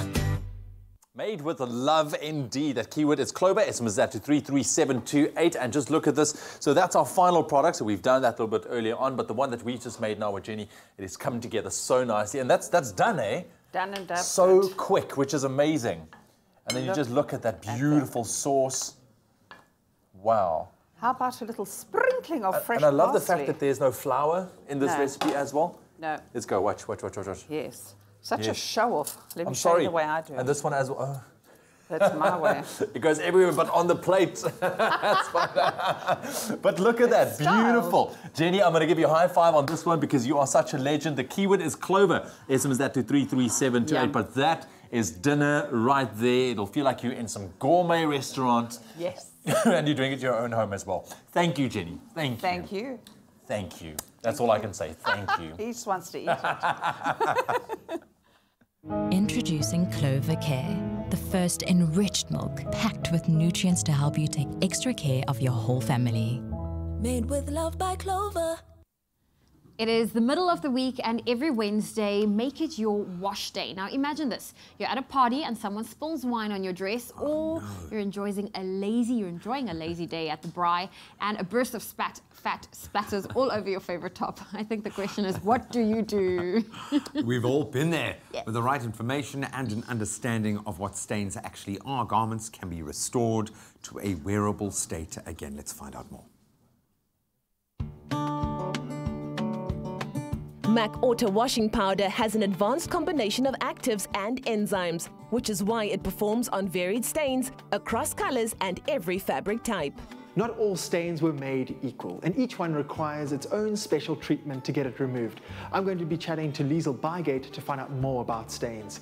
Liesl, what are the different types of stains that we get? Well, you get oily stains. As the name suggests, these are things like butter, cooking oil, grease, and these stains respond best to products with high active detergent levels.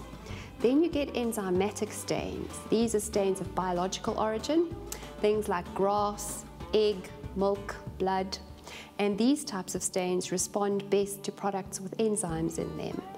You get body stains, collar and cuff grime, sweat stains, also enzymatic, and respond to products with enzymes. And then you get bleachable stains, things like tea, coffee, red wine, highly colored juices.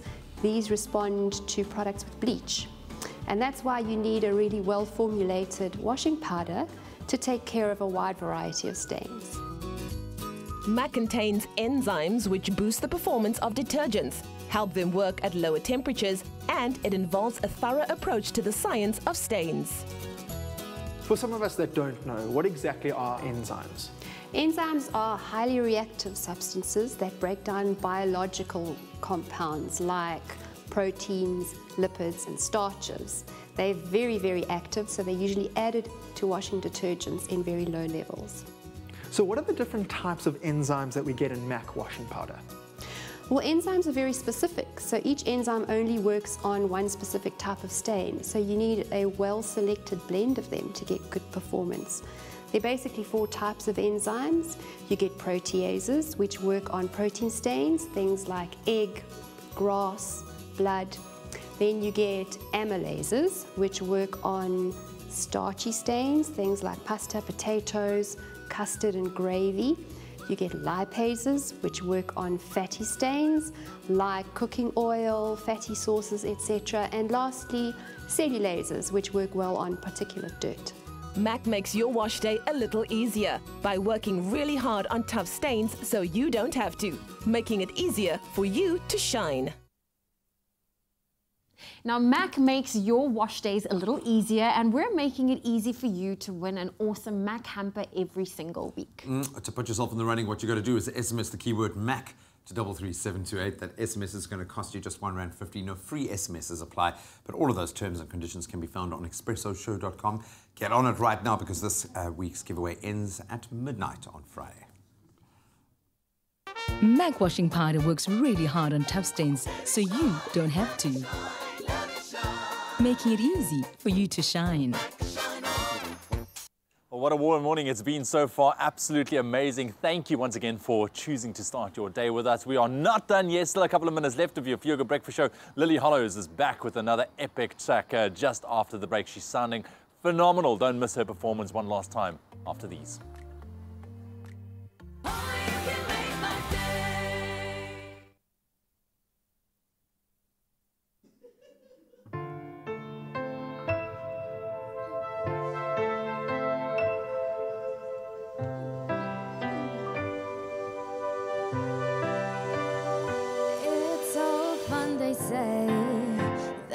Too young, but hey, we can watch them play till the end.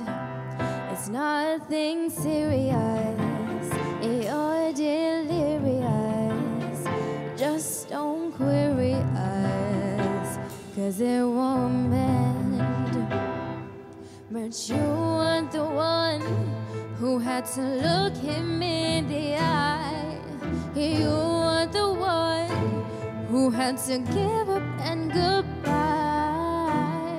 Tears rush, the unthinkable said, but don't worry, no,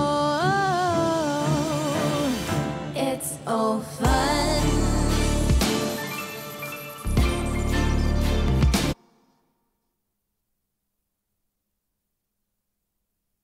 It's my feel-good breakfast show. Happy birthday, a very happy birthday to you.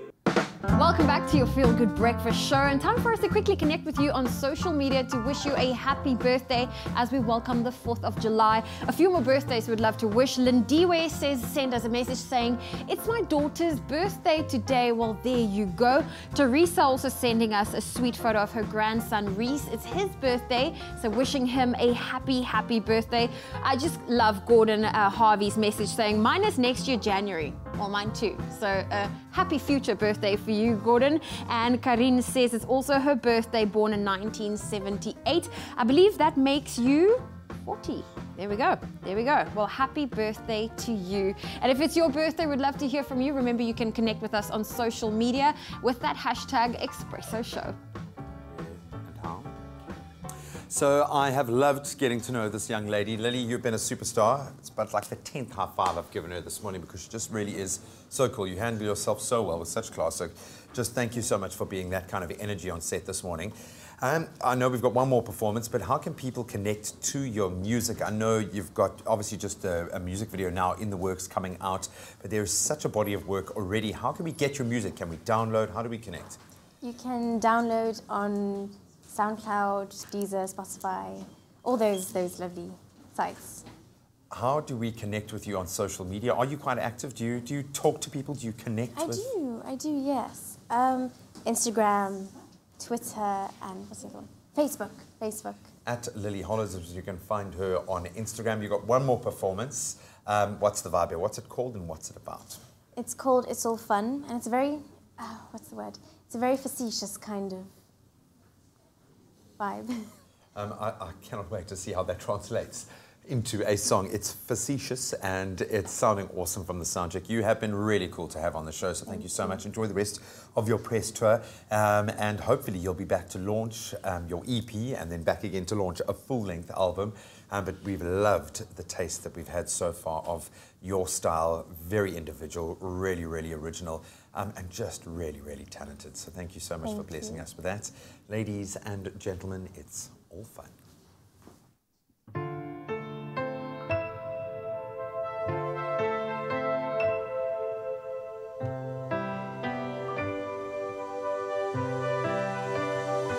It's all fun, they say. They're too young, but hey, we can watch them play till the end. It's nothing serious, you're delirious. Just don't query us, 'cause it won't end. But you weren't the one who had to look him in the eye. You weren't the one who had to give up and goodbye. Tears were shed, the unthinkable said, but don't worry, no. It's all fun. It's all fun. From my point of view, I was sick of you by all the things you do. Shift the blame, but it takes you to dance, and we had our chance. Thorns can't be entranced, they stay the same. But you weren't the one who had to look him in the eye. You weren't the one who had to give up and goodbye. Tears were shed, the unthinkable said, but don't worry, no. It's so fun. You try and make me stay. It's so fun until I walk away. It's so fun. You try and make me stay. It's so fun until I walk away. They say the time heals all wounds. In that case, I'll need eternity. Oh, baby, I'm doomed. It's so fun. You try and make me stay. It's so fun until I walk away. It's so fun. You try and make me stay. It's so fun until I walk away. It's all fun, they say, till they find a way to push them both away like they did. It's all fun. Yeah! Yes! Wow. Say, just give her a wave, give her a wave. She was Brilliant. awesome, just such a cool person to connect with. Lady, we love you! Look at that face. Give us your queenly wave. Thank you, thank you, thank you. At Lily Hollows is where you can find her online, and you can download tracks on all of the major platforms, Spotify, etc. She is just such a cool girl. So thank you so much for hanging out with us, man. Also, thank you for engaging with us on social media. We're currently training in number 2 in Cape Town, which is amazing. Nice. Yes. Thank you very much. Hashtag Expresso Show. And then we have to give a special mention to the Frenchies. How sweet are these Ouma jerseys? I mean, our mugs have them. It's only important that our Frenchies wear them too. So that is just too sweet, man. Bobbers, don't look so depressed, dude. You look so dapper, man. He's like, we love you guys. We'll see you for our cake-off. It's coming. Adios. Cheers, guys. Expresso Morning Show, made with love by Clover. Another feel-good production.